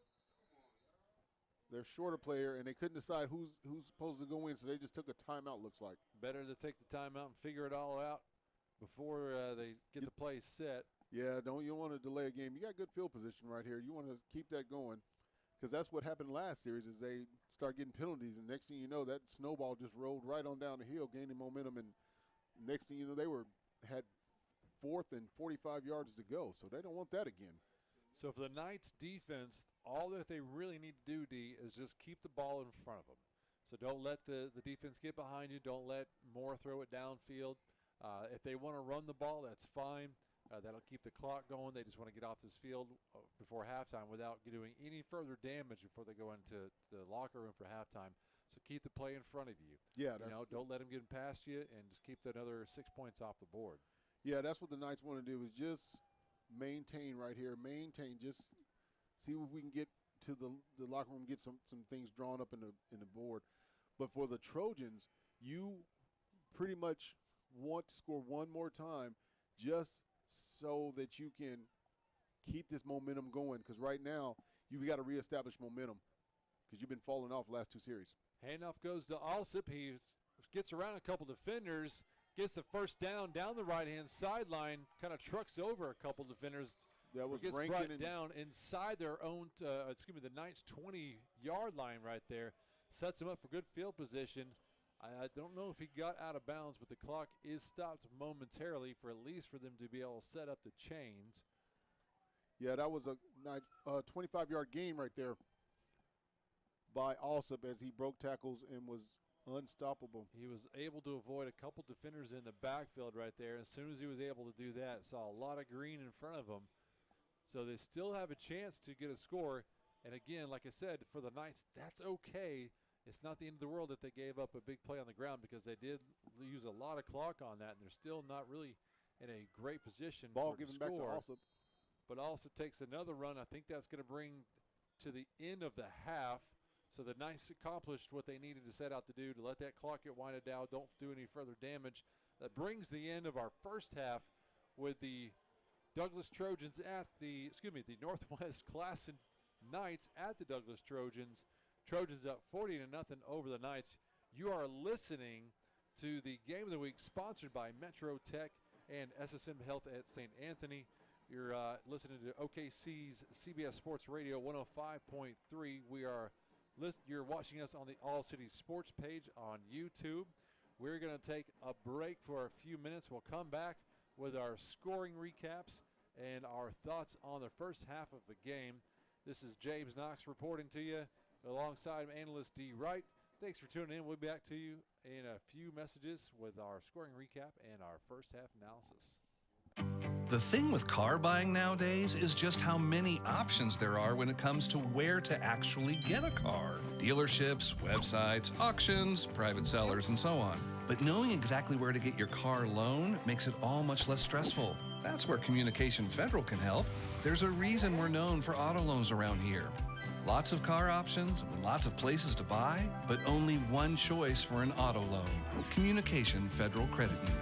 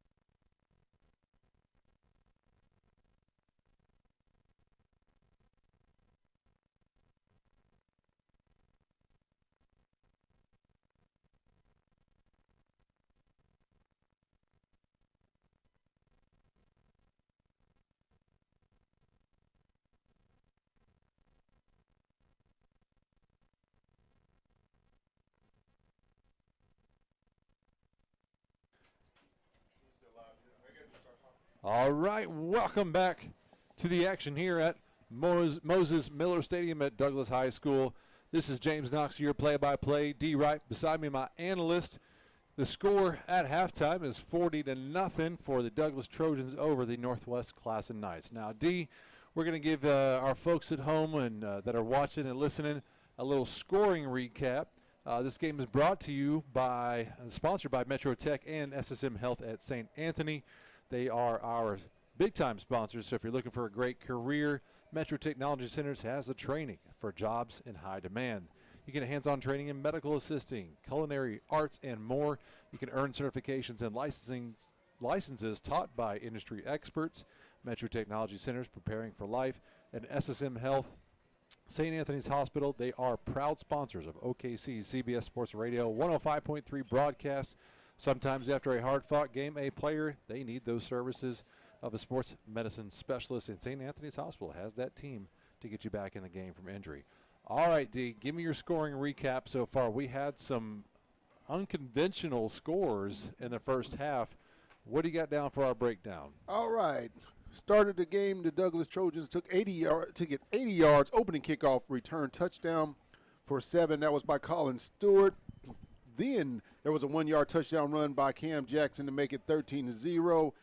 And then Bryce Reeves got in the game with a 20-yard pick six, and then later on a 45-yard punt return touchdown to make it 26-0. And then Cam Jackson got in the game with an 8-yard touchdown run at the start of the second quarter to make it 33-0. And at the end of the second quarter, 11-yard run by Jalen Alsop to make it 40-0. All right, D. So by our unofficial stats that we try to keep up here, I've got Northwest with 25 passing yards, which pretty much came on one play, if I'm not mistaken, and then minus 84 yards rushing. Yes. Which a lot of those came from snaps over the head. And not even really many snaps or sacks or even tackles for loss. A lot of it just came from just, miscues from the center. And the offensive line and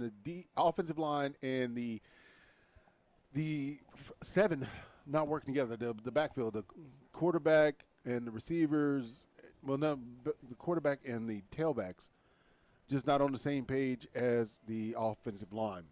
A lot of miscues. Now, coincidentally enough, or actually a lot of penalties too. Yeah, I was going to say, the penalties definitely hurt them, just kept backing them up, and wiped out some good plays for them. But the Douglas Trojans also had the same thing with some penalties. There were some big penalties that wiped out a touchdown, wiped out a couple of big gains. Yeah. And they only had, according to, again, our unofficial stats, only 2 yards passing. So they are definitely burning up on the ground with 79 yards rushing. Yeah. But they also haven't had to have much offense right now because they're getting some touchdowns from special teams, the pick six. So the offense is, by all accounts, if you look at the stats, they're like, oh, my God, they only have 2 yards passing and 79 yards rushing. They must be getting killed. Not the case at all. They're getting touchdowns and scores from all ways. Other aspects of the game. And there's 3 aspects to the game. There's offense, defense, and their special teams. And their special teams is stepping up and really giving their offense a short field, or the defense is giving them a short field, so the offense doesn't have to go as far. And they haven't had the need to pass as much as any other time, because that run game with Cam Jackson, with Alsop, is able to just move and establish the game. They can just move the ball and move those chains. Now, whereas the Knights, everything is having a problem. Everything is going against the Knights right now. Even when they get a break, because the penalties have started coming back for the Trojans in the second quarter, it's still trouble for them because they haven't been able to establish anything that they need to do. They had one positive play. Which was a big pass that they threw to number 7, Boykins. But besides that, they haven't been able to get out of their own way. They keep shooting themselves in the foot. Now, if they can continue to get a couple of good returns on the special teams from the kickoffs or any kind of punts they can force, once they get on that offense, D, I'm throwing anything into the wind I can. Let's cover it up. Let's or uncover every single play. I mean, let's get the hook and ladder out. Let's get the blind man running down the field, barking on the field. Let's do anything. Anything we possibly can. Let's do something. Anything to establish that you're here. Yeah, I can just remember a quote from Varsity Blues where what's the lineman's name? Billy Bob. Billy Bob was, is this the one where I act like I'm kind of lost running down the field? Yes, Billy Bob. Whatever we need to do to cause a distraction, let's get something going. The annex of Puerto Rico. We're going to do the Little Giants. The annex of Puerto Rico. Every play we can establish, let's do something. And you this is really have nothing to lose. Yeah, you have nothing to lose right now. Let's do anything and everything we can to establish something. Now, the Knights are going to start off this half with the ball. They're going to receive it. And besides that one play early in the game, their special teams has been working in their favor. And they've been able to occasionally have some nice run backs.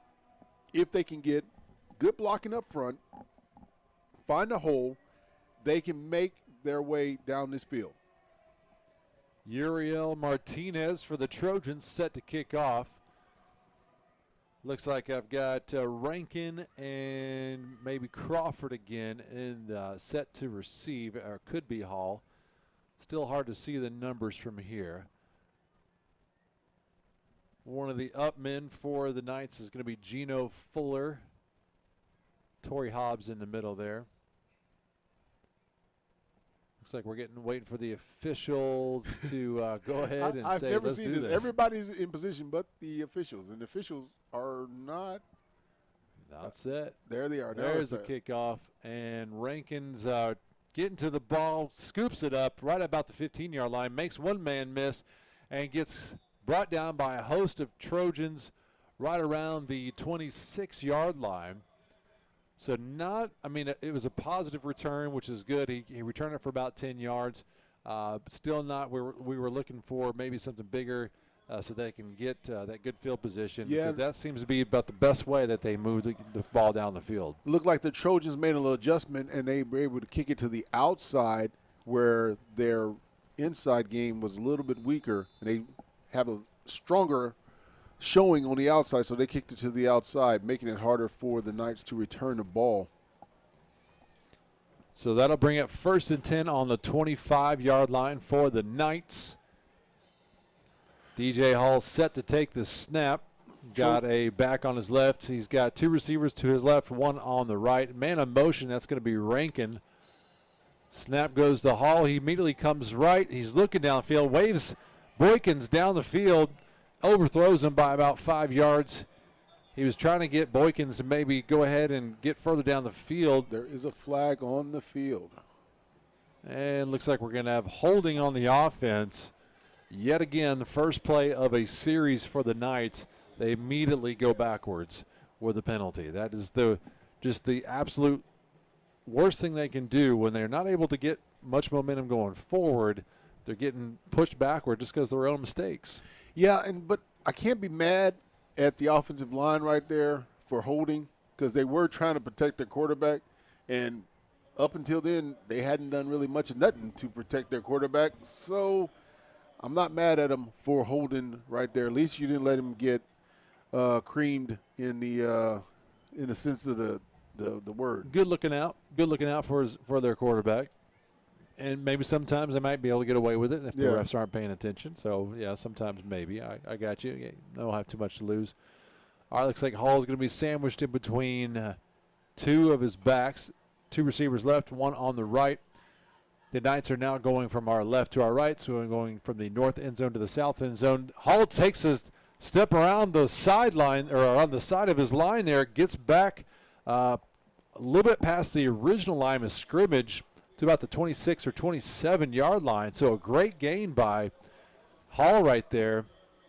A gain of about, what'd you say right 16? there? About 16 yards? Yeah. Great run by Hall. So it brings up 2nd and manageable now, about 2nd and 8. So was able to get back the yardage that they lost on the penalty before, and now in a much more manageable position. Makes it 3rd and 8, that is doable. And 2nd and 8. 2nd and 8. Even better. 2nd and 8, that's doable. 2nd and 8, you can gain some momentum. You can gain some yards in there. It's just getting past that Trojan defense, that patented 3-4 that they're running. So it looks like, all right, so Hall lines up again in the shotgun. Better snap this time. Throws it immediately out to Rankin for some positive yards. He gets wrapped up by one Trojans defender and then kind of gets his legs pulled out from under him. Yeah, that was 16 that's how you got to him. bring him down there. But, again, another positive play there. It's going to bring up about 3rd and 5. Yeah, that was Keon Johnson on that tackle along with Demetrius Carter. Another positive play for them. And that's what I'm talking about, Right. These something quick. I mean, he got the ball. He got it out of his hands quick. Let the guys make the plays. Let the playmakers make the plays. And Simple recipe. He let the Trojans' aggressiveness work against him right there. The offensive line, everybody was coming forward, threw it behind him, gained some yards. Great point right there, D. All right, two receivers left. 3rd down and 5, 8 minutes, 40 seconds left in the first quarter. Rankin again in motion, sets a nice block. Well, I say he tried to block, but that did not slow down the defender. That's number 54 for the Trojans. Draylon Pollard came in there like he had a rocket stretched or attached to his back right there. Yeah, there was no stopping him. There was nothing he could do. No, Rankin tried to get in the way to slow him down. I was going to say Rankin made a nice block, but as soon as I opened up my mouth to say that, Pollard was already past him and swallowing up Hall right there. So that brings up 4th down and very, very long. That brings in the punt team for the Knights.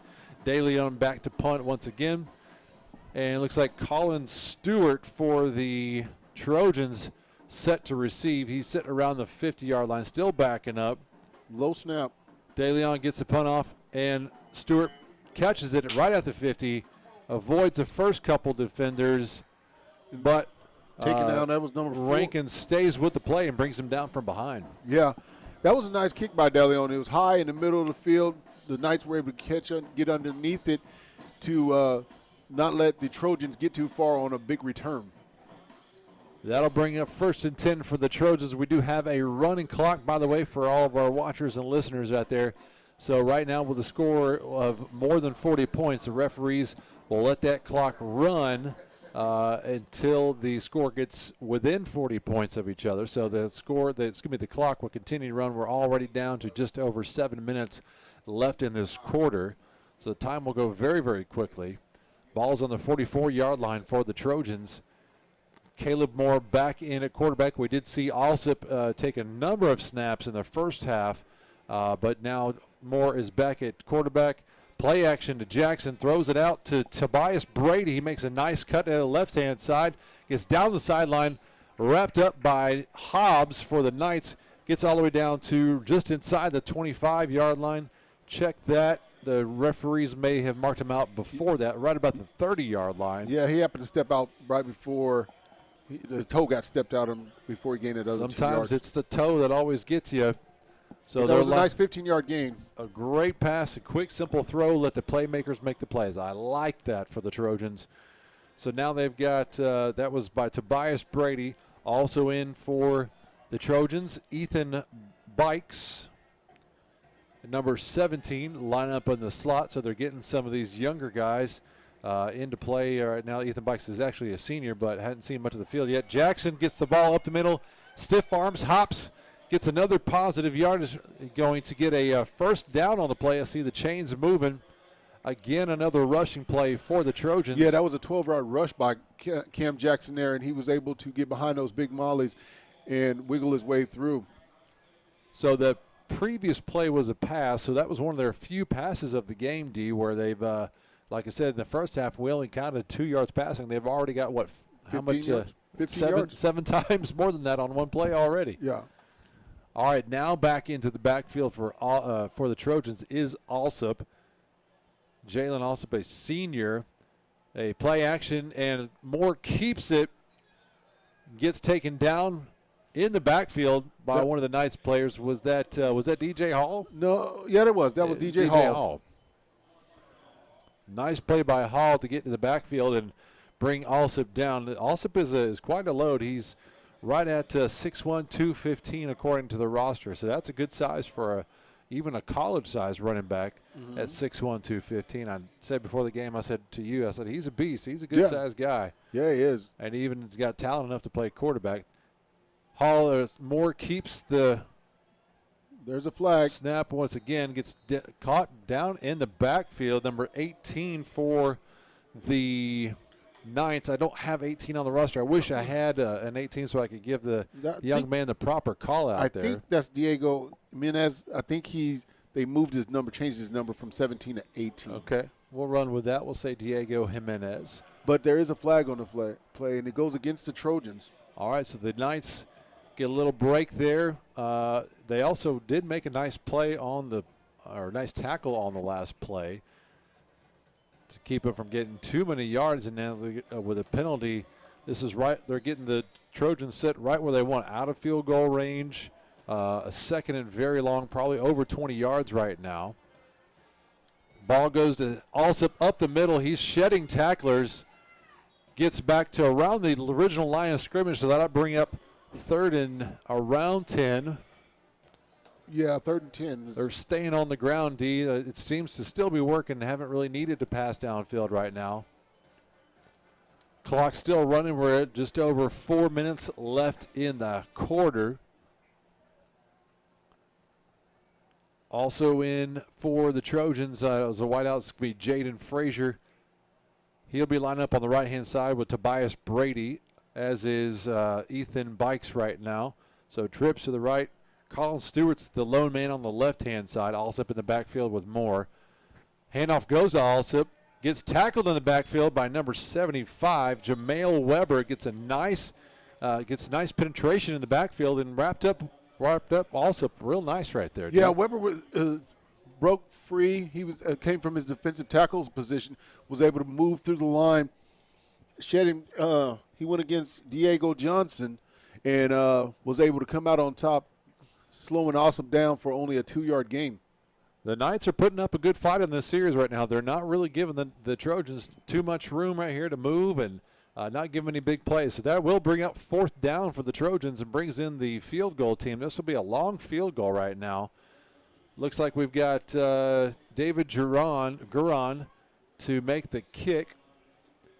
So right at a 33-yard long kick. Kick is up, had plenty of distance, but off to the left, no good. Yeah, for the just Trojans. missed the top of the crossbar right there.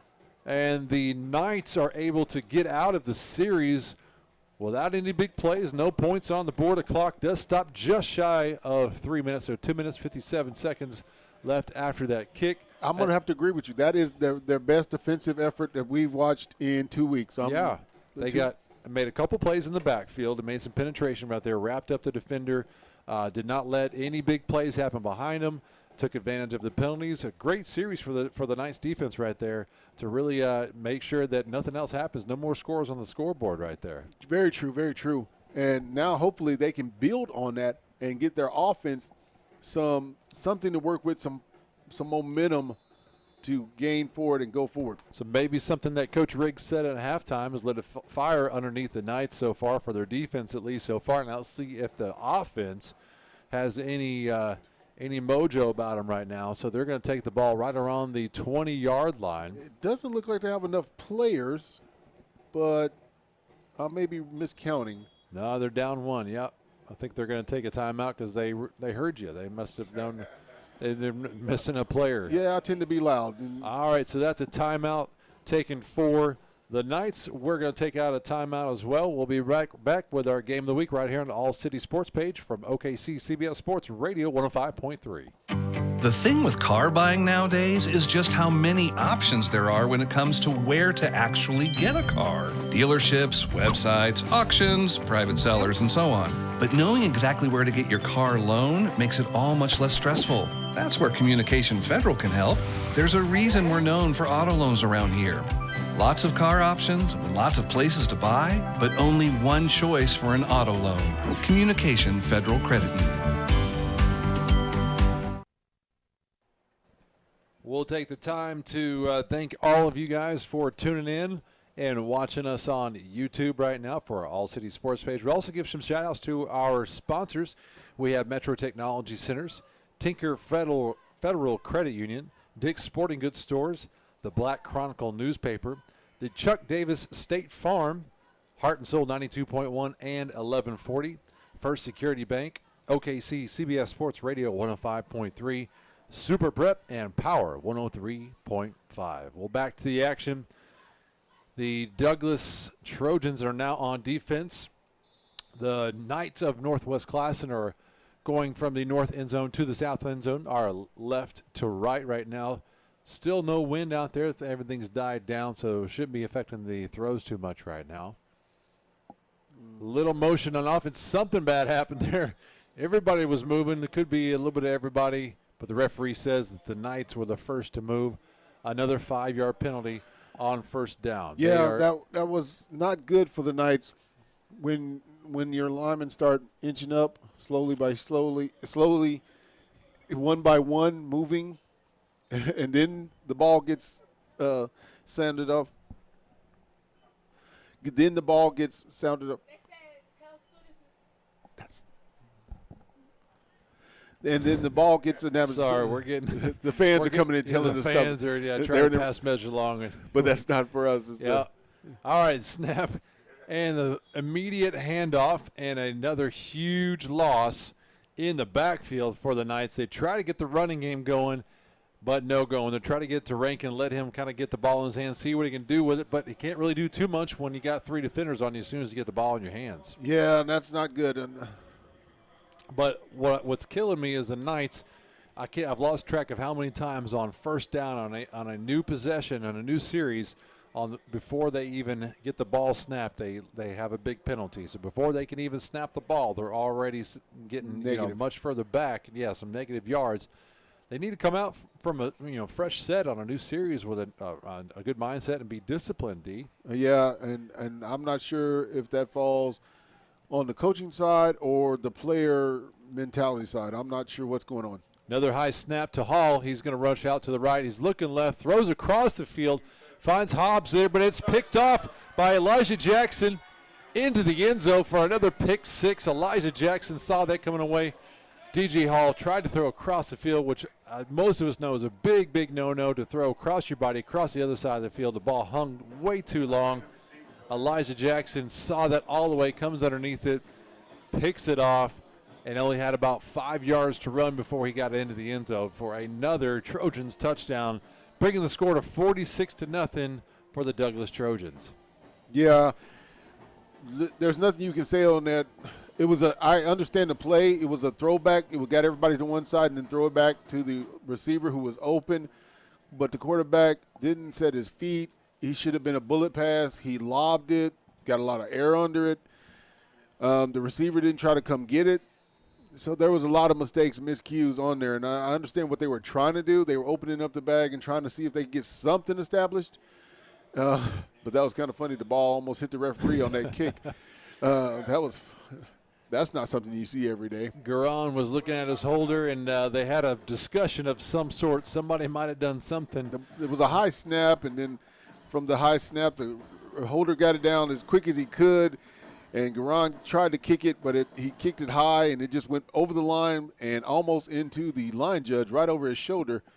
Good thing he's watched The Matrix before because he was able to get out of the way. So that brings our score to 46-0. The extra point is no good for the Trojans.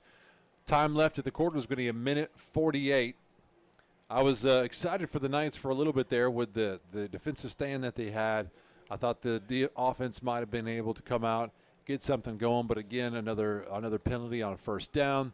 And then Hall gets rushed. He's trying to make plays. I understand the desperation. Right. He's trying to do anything he possibly can. And we had said before the start of the half that pull anything out, pull any play you can find absolutely. out. And that was almost a trick play. It was on the borderline of trick play where they got everybody to one side and then just threw it back to the receiver by himself. It just didn't work out as it was planned. The receiver probably should have turned into a defensive back and knocked it out, but didn't quite happen. But on the kickoff, Rankin's going to take it, get up to about the 32-yard line before he is brought down by Draylon Pollard again. And that was at number 20? Draylon Pollard, number 54. And that is number, 21. 21. That will be Tayshawn Williams. Yeah, we haven't called his number all night. All right, so the offense for the Knights comes right back out. They need to snap and clear. It's over and done with water under the bridge that last play. Let's get something going on this drive. Let's get something before the end of the quarter, and maybe go to the fourth quarter with let's get a positive first play. If we can get a positive on the first play, no penalties or no negative yards, that's something right there. That's what we need for the Knights. The Knights are lining up with 3 receivers, 1 in the slot, 1 man in motion. That'll be Hobbs. Almost gets hit in the head immediately. Rankin gets the handoff, but loses the ball, gets taken down. There's a big old pile of players in there fighting for that ball right now. I thought that the Douglas Trojans might have gotten on it, but no signal from the referees. It is Douglas Trojans following the ball. First play of a new series again. It wasn't a penalty this time, just another mental mistake there. But a great defensive effort. Let's give credit to where credit is due. Yeah. The Trojans made a great stop on the ball and stripped the ball and got on it. Yeah, they did exactly what they were supposed to do. They met the running back as soon as he got the ball, and then they knocked it out. They punched it out, that peanut punch from the Chicago Bears, and punched the ball out. Ball was on the ground, and it was rolling around, and they were able to turn around and get the ball back. You said peanut punch? Yeah, from the Chicago Bears. So you got to, from the early 2000s, that peanut. There's a player. Educate me on that one. Oh my gosh, the peanut punch. That is established by the Chicago Bears. That's where their best defensive back in the last 20 years, Peanut, is able to knock the ball out because he's always punching the ball. That's how they got so many turnovers during the Brian Urlacher years. The Brian Urlacher years. Yeah. Now. Okay. So by that technique, peanut punch. Yeah. He'd punch it out, and he always that's what he did. Not Brian Urlacher, but during the time he was there. Some dude named Peanut. Yeah. It's Charles Tillman. Charles Tillman. I know Charles Tillman. Okay. They called him Peanut. They called him Peanut. Yeah. Because his grandma called him Peanut, so they called him Peanut, and so, yeah. So with that, he always punched the ball, causing all those fumbles during the Brian Urlacher years. Peanut was right there. All right, so we're going to be able to call a peanut punch for the rest of the season now that I know what that means. Yes. Look it up. I'm a big Chicago Bears fan. Trojans back on offense. Caleb Moore back at QB. Tyler Jones back in at running back, another freshman. He has some nice carries tonight, and they're really getting him some good experience this season so far in the few games I've seen him. All right, play action. Oh, they're thrown out to the flat there to number 13 for the Trojans. Get a little stop and go. Gets down to the 15-yard line. That's number 13, Tobias Brady.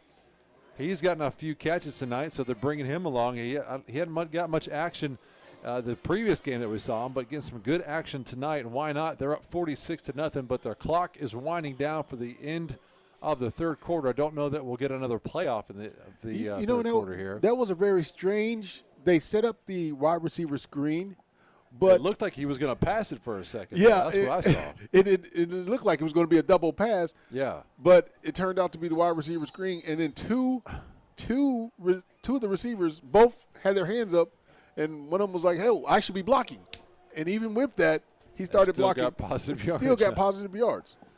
Nice play in the end. Hey, however it works out is how it works out, and it worked out in their favor. So that brings a closure to the end of our third quarter.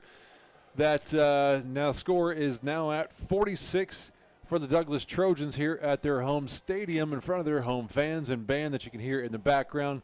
The Northwest Classen Knights still at 0, still struggling a little bit. We're going to take a timeout for in between our quarters here. You're listening to the OKC CBS Sports Radio Game of the Week, sponsored by Metro Tech and SSM Health at St. Anthony. We'll be right back.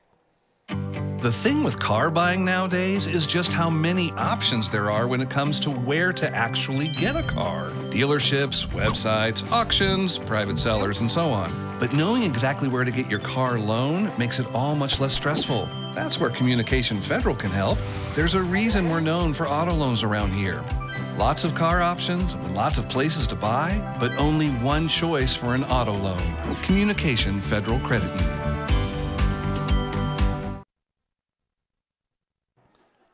All right, thanks for sticking with us.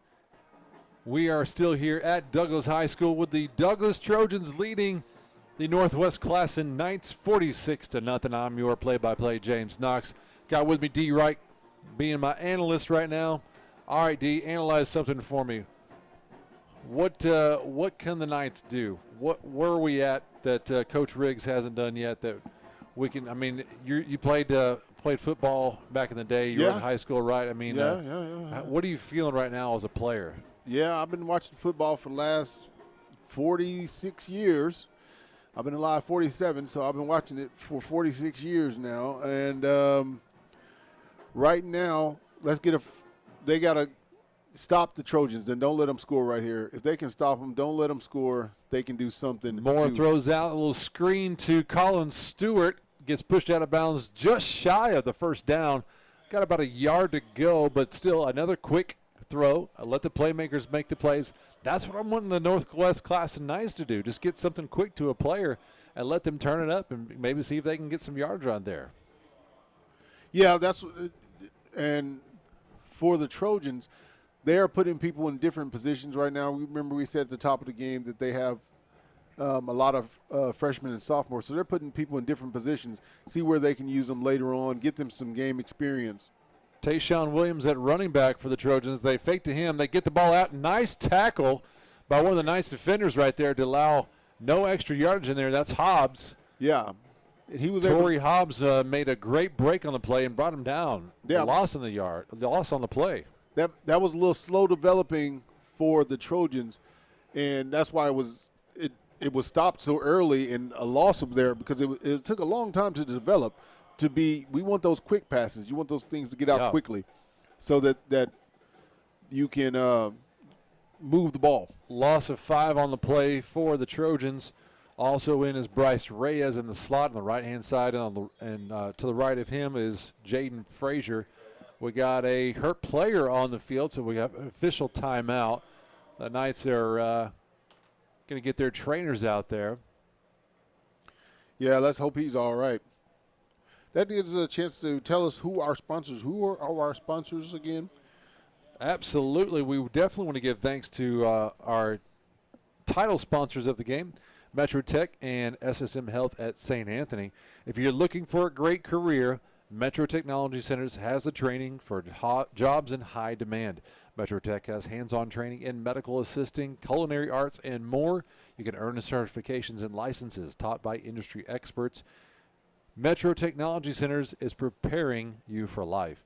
Also, SSM Health St. Anthony's Hospital are proud sponsors of OKC CBS Sports Radio 105.3 broadcast. Sometimes after a hard-fought game, you need to find some services, some sports medicine specialists to take care of you, get you back into the game from an injury, and the folks at St. Anthony's Hospital can do that. We hope you're listening to us either live on CBS Sports Radio 105.3. We also have some other ways you can tune into our games each and every week. We have our app streamed by PPBC on your desktop, KINBFM.com, www.KINBFM.com. And now, like you're probably doing right now, you're watching us and listening to us on our all-new video stream on All City Sports YouTube and our website. You can go to KINBFM.com. Those are the ways that you can find us. We're going to try and get a score update from you from our other game that we're broadcasting tonight over at Heritage Hall versus the John Marshall Bears. As soon as we get that score update to you, we'll get that out to you. But back in the action, the Douglas Trojans are about ready to take that next snap. They have trips to the left, one on the right. Looks like Tayshawn Williams is in the backfield with Caleb Moore. Handoff goes to Williams. He's trying to get around the right-hand side, gets met by a couple of defenders. Another nice tackle by Hobbs. Hobbs has been getting a great defensive effort back there, bringing down and getting some nice form tackles, not allowing any more than they have to right now. Yeah, ball came out, but he was already down by the time the ball came out. And the Trojans will keep the ball on that 4-yard gain. The Knights had another injured player for a second. It looks like he was kind of a little slow getting up. That's Aaron Rodriguez, number 56. Now, what's key on that last injury by the Knights, that was DJ Hall that got injured, and he is still seeing getting treatment on the sidelines. And That's going to be a big blow for the Knights. Yeah, that's a big loss when you're doing all players out. But next man up is the mentality you got to have. Williams to the right of Moore. We got two receivers on either side right now. Moore takes the snap, gives it to Williams again. He rushes up to middle for a touchdown for the Trojans. His first touchdown of the game, I believe. We'll look back at our stats. It is his for first Tayshawn Williams. Tayshawn Williams' first touchdown on the night. He was able to break 2 tackles right there and run right into the end zone on that 5-yard or 8-yard gain. Trojans stick with the run game. No need to pass if the run game is working. As I say, if it ain't broke, don't fix it. So that brings the score to 52-0. The Trojans are marching in their kicking team right now. The holder, Jose Gonzalez, trying to make sure he gets a good spot for his kicker, Guerin. 9.5 minutes left in the game here in the fourth quarter. Getting a good vibe from the Douglas band over there. Kick is up. Looks like it's good. Brings the score to 53-0 for the Trojans. Now for our update on our other game here from OKC Sports Radio. The Heritage Hall Chargers are up big over the John Marshall Bears right now, 35-0 in the third quarter. The John Marshall Bears still not having any luck with the offense right there. Fourth quarter, pardon me, I get a score update. So fourth quarter right now. Heritage Hall Chargers bringing it to the John Marshall Bears. I'm still surprised by that, D, by seeing what we've seen from the Bears and their quarterback and their running backs. Yeah, they have no points on the board. I'm a little surprised at the score that they have no points. But again, as they're known, the Hall is they got a pretty good offensive defense, and they got some key players on that team that are looking to go D1 and looking to go. Thinking about making some commitments to some bigger schools, and they got some players on that defense. But I am shocked by the score. I thought it would be a much closer game. Yeah, for all we know, I don't know the stats. There could have been some turnovers or things like that have kept the Bears from getting into the end zone, but certainly didn't expect that score. So we'll keep you up to date as we can throughout this game. We have 9.5 minutes left on a running clock for this game versus the Douglas Trojans and the Northwest Classen Knights. Yeah, we're at the Stanford White Stadium Field. Yep. And Moses F. Miller Stadium here in Central Oklahoma City at Douglas Stadium at their home. Uriel Martinez with the kickoff, a little kind of a line drive, hops right in front of Rankin right there. He's able to grab it. He can shed break some it. tackles. He got could one go. man to beat. Can he outrun the defense? There's your first touchdown of the game for the Knights. Oh no! There's a flag on the field With 3 men down from the Douglas Trojans. Flag on the play. That could have been their second score of the year. Well, we're going to see what the flag is, but a nice run either way from Rankin. He just flat out put on his jets and a clip on the play. A very rare call. It's going to come back, folks. And it's coming back. You got to feel for the Knights. That would have been a nice 70-yard. Just give it to them. Let's just give it to them. Referees turn a blind eye. Let's give them 6 points. Oh, that could have been their second score of the year, and they would have been their second time scoring this year on a big a kickoff return. There were so many things established right there, but luckily the players that are injured or not injured bad, they're able to get themselves they're all off the coming field. off under their own power there. But I'm not going to take anything away from Rankin. Yeah, he bobbled the kickoff a little bit, but as soon as he picked it up, he just turned. He lit found off. the seam. I There was saw some blocking there. I got to give it to the Knights. They finally blocked something, and it was open, and it was right down the hash mark. There was nobody around him. Samaje King was in pursuit, but those Jets of Rankin were Rankin was, he just, like you said, the Jets were on, and King couldn't quite catch up to him. But all for nothing. Somebody had a clipping call for the Knights right there. Super sad to see that happen. I was excited for it right there for Rankin and the Knights to be able to get on the board, but all for naught. So the Knights are now going to take a timeout. Maybe Coach Riggs can kind of just slap them upside the head, give them some hugs, and say, "Listen, guys, hey, that's life. Things happen. Let's kind of regroup here. Let's find some way to get back down the field to get those points back." Right? Yeah, that's what you got to do. Let's do it the old-fashioned way. We'll just move the ball, move the chains, and we don't need to score quickly. We'll score it the old-fashioned way. First, second, third down, move the ball 3 inches in a cloud of dust as they used to do in the 50s and 60s, and we will move this ball until we score. In the 50s and 60s? Yeah. Okay. 3 yards in a cloud of dust. I'm learning so much from you tonight. Yeah. Things that I can add to my arsenal of fun phrases to say. I got a whole bunch of phrases. We got the peanut punch. We got the car in the garage. Yeah. We got the 50s and 60s now. And in the 3 yards in the cloud of dust. And 3 yards in the cloud of dust. Maybe even 3 inches in the cloud of dust. As long as we keep moving the ball forward inch by inch, step by step, any given Sunday, Al Pacino, 1 yard at a time, we're going to move this ball. That's the spirit. We still got spirit here up in the broadcast booth. We're hoping that the Knights can, too, to keep that spirit alive. 9 minutes left in the fourth quarter. Running clock still 20 minutes. Could be 20 seconds left on the play clock. Still plenty of time. They got a man in motion. Looks like Hobbs. He's coming around the left-hand side.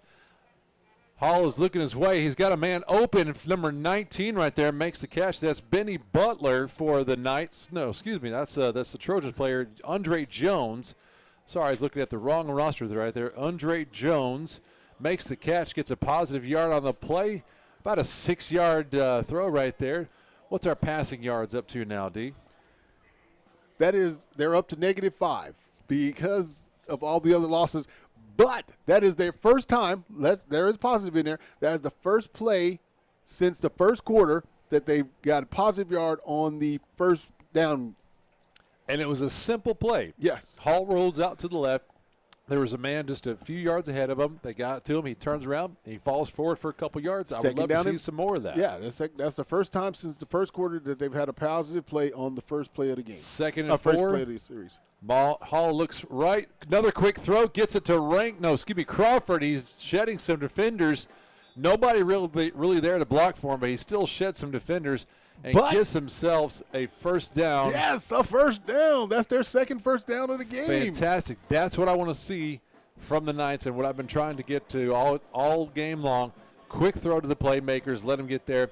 He didn't have anybody really there to help him, but he didn't really need much help because they moved the chains. That was one of our keys at the beginning of the game. Yeah, they finally moved the chains. Move the chains. And it doesn't take much sometimes.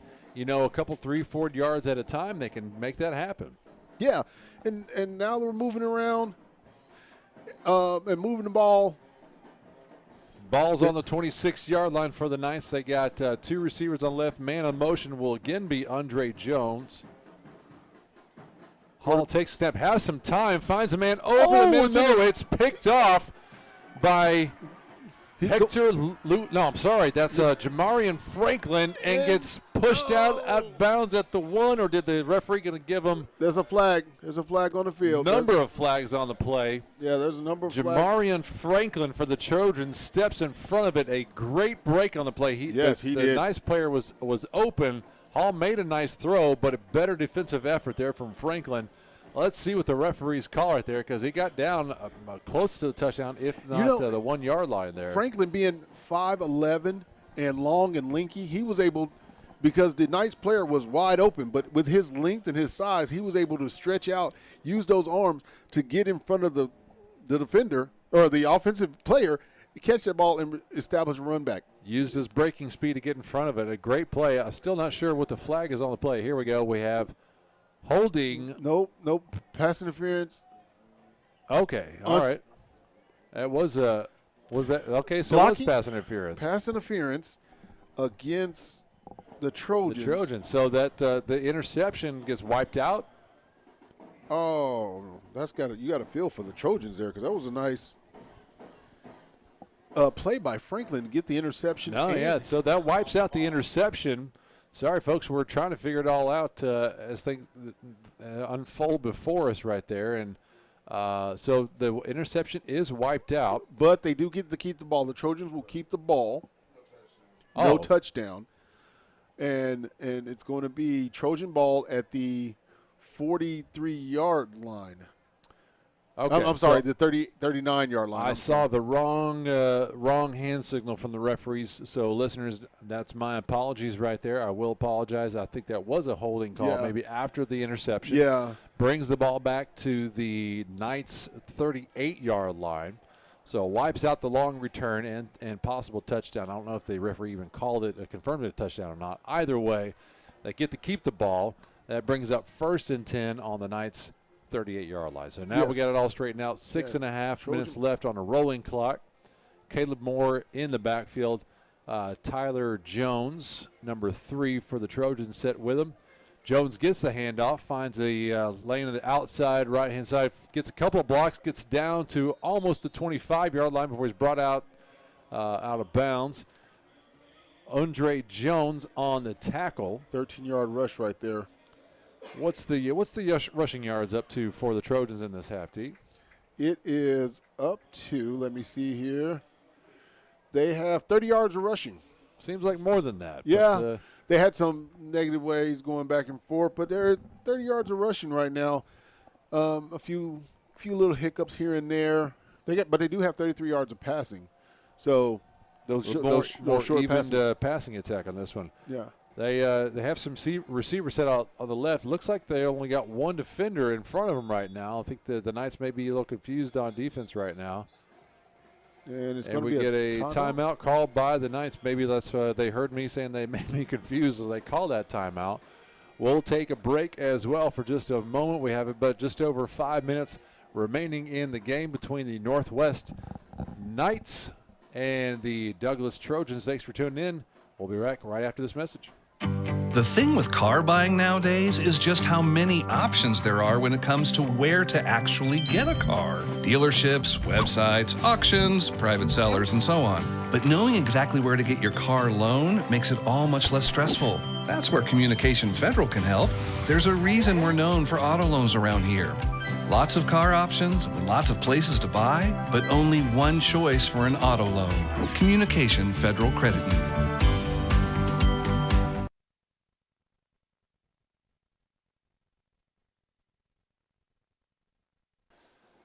All right, folks.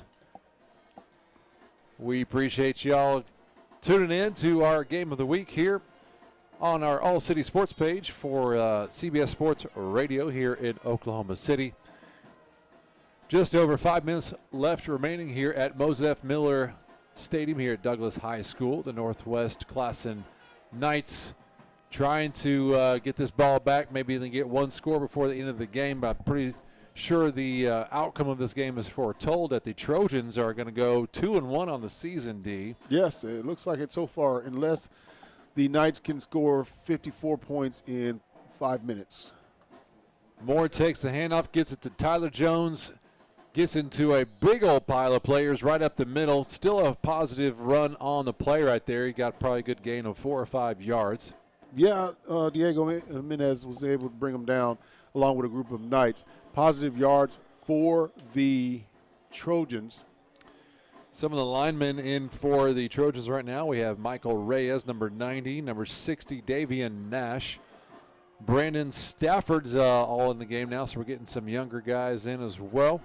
And number 51, looks like Jordan Johnson. And number 90, Michael Reyes, all on your offensive lineman for the Trojans right now. I want to give them some shout-outs. Caleb Moore still in at quarterback, gives the ball to another freshman. Tyler Jones gets another 3 or 4 yards on the play.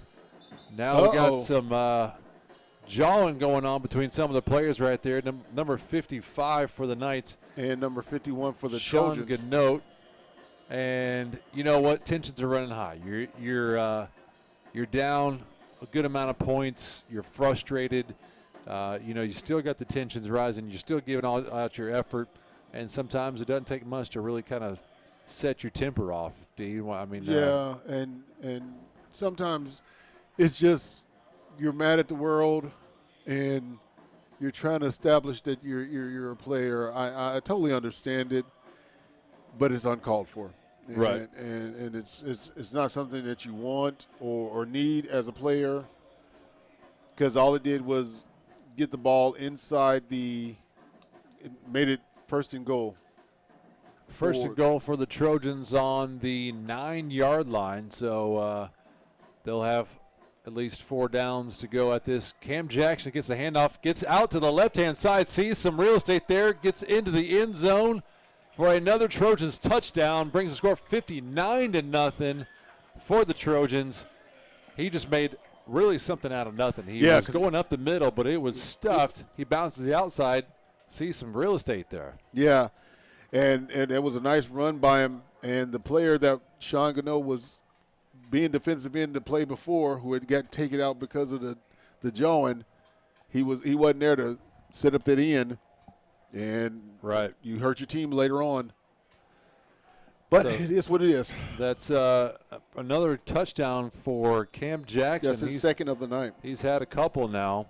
So we're going to have a hard time picking our player of the game tonight. Snap, kick is I don't know if the kicker missed it or either miscommunication there. The holder ended up picking the ball up and running with it for the Trojans.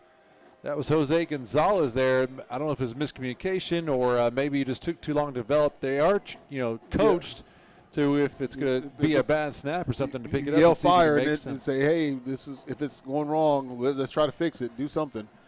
We're going to try and put together some our heads together here for the Tinker Federal Credit Union Player of the Game with just over 4 minutes left in the game.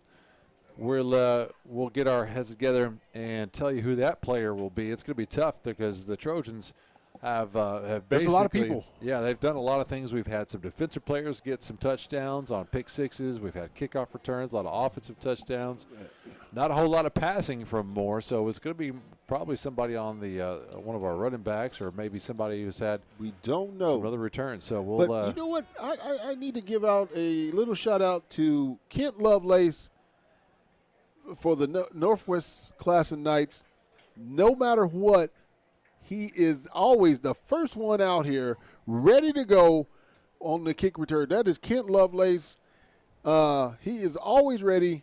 He's the first one out there on kick return, and he starts every way he can with the Knights. So I must say, every time, let's give a little shout out to Kent Lovelace. Absolutely. Because he's always first one out there on the field, no matter what's going on.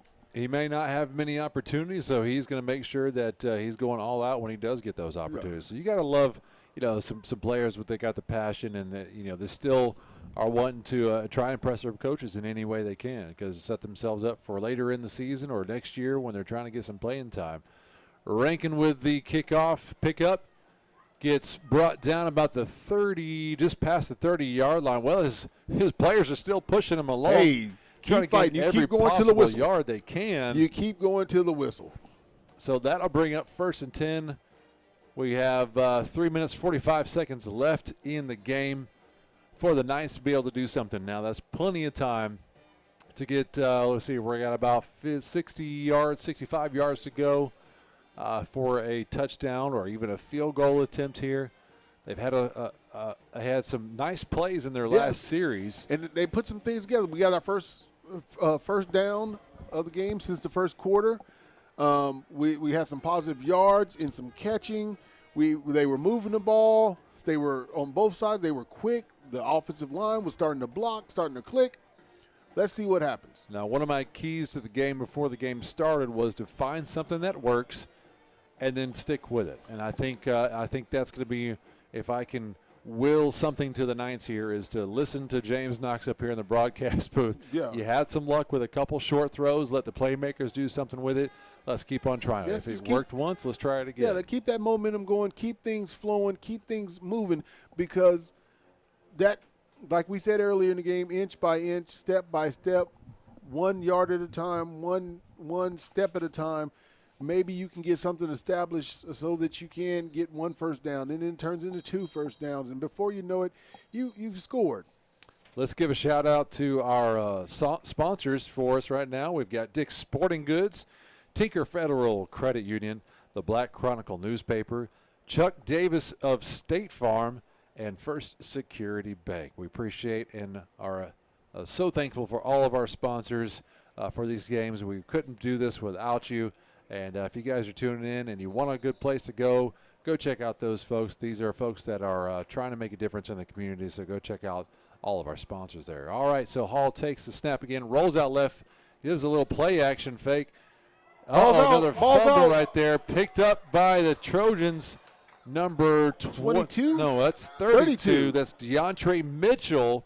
He tried to pick it up and scoop and score. Was that a peanut punch right there? No, that was just pure fumble. Okay. That was just a pure fumble. That wasn't a peanut punch. I wanted to say peanut punch, and I was hoping that it might apply. I guess no, not. that was that was just a slippery ball right there, and it made that ball what they say a greasy pig, and the ball just slipped out of Hall's hands. Well, unfortunately, I mean, Hall is still trying to do everything he possibly can for his team. I don't think anybody's really going to get on his case about that one because he's still giving all his effort. He's trying to make plays. He's desperate, and that's just unfortunate right there for such a good player at the end of the game to kind of end on a bad note like that. It's going to leave a bad taste in his mouth. DeAndre Mitchell trying to scoop and score. He's a little mad at himself because he scooped it, but he couldn't score. He fell over. His feet got in the way. Yeah, that would have been probably another touchdown for him if he was able to keep his feet, and his teammates would probably rag him a little bit on that one right there for not being able to stay upright.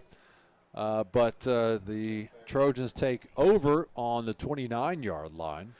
Yeah, and 24-yard line. My apologies. Not really sure what they didn't have enough players on the field. So now that we have enough players, we can get the play going. Brandon Stafford comes in late for the Trojans. Moore still at quarterback. Tyler Jones gets the handoff, finds a lane outside, breaks free, got one man to beat. Gets pushed out of bounds. That's Kalen Crawford that gets pushed him out right inside the 5-yard line right there. There is a flag, though. There is a flag. Hold on to the horses. There's a flag. Let's see if this goes against the Trojans or against the Knights. I'm thinking it's going to go against the Trojans for an illegal blocking the back. But that's just my guess. There's always many penalties on each play that can be called. It just depends on who caught them and what the referee saw. All right, so it looks like we're marching the ball backwards a little bit. Was holding. All right, holding on the offense. Personal foul. So the penalty's offset. Yeah, so personal foul against the Knights and holding against the Trojans. So offsetting penalties, they will redo that down. All right, so that still brings up 1st and 10 on the 24-yard line. Our receivers for the Trojans is Demetrius Carter, number 80, and number 13, Tobias Brady on the left-hand side. On the right hand will be Tayshawn Williams in the slot, and number 25, Jayden Frazier. Caleb Moore still in at quarterback. I'm surprised they haven't gotten another quarterback an opportunity at this point. Maybe they don't have anybody else they trust aside from Alsop. But the handoff goes to Jones, gets brought down in the backfield by DJ Hall. He's back in the game. Good to see him again. Yeah, he came in on that safety blitz right there. Gets brought down right about the line of scrimmage, so really no gain on the play. Running clock just went under 1 minute. 35 seconds left on the play clock, so we may see one, maybe two more plays in this game before we call this one done. The Trojans are probably just going to let that play clock go down and give another rushing play. The Trojan players are on the sidelines already kind of heading back to their bench to go get their equipment and everything. We're going to kind of decipher who we think the player of the game is going to be. We're also getting a score update from our Heritage Hall and John Marshall game. Heritage Hall now up 44-0. Looks like they won 44-0 at the end of the game. A dominated game by the Heritage Hall Chargers and a domination of a game here by the Douglas Trojans here at Frederick Douglass High School versus the Northwest Classen Knights. We are going to take a short break here. We'll come back to you with the remaining scoring summary of our scoring recap for our game and our Tinker Federal Credit Union player of the game. Thanks for tuning in to the CBS Sports Radio Game of the Week. sponsored by Metro Tech and SSM Health at St. Anthony. We'll be back with your Tinker Federal Credit Union play of the game and scoring recap. Thanks for tuning in. The thing with car buying nowadays is just how many options there are when it comes to where to actually get a car. Dealerships, websites, auctions, private sellers, and so on. But knowing exactly where to get your car loan makes it all much less stressful. That's where Communication Federal can help. There's a reason we're known for auto loans around here. Lots of car options and lots of places to buy, but only one choice for an auto loan. Communication Federal Credit Union.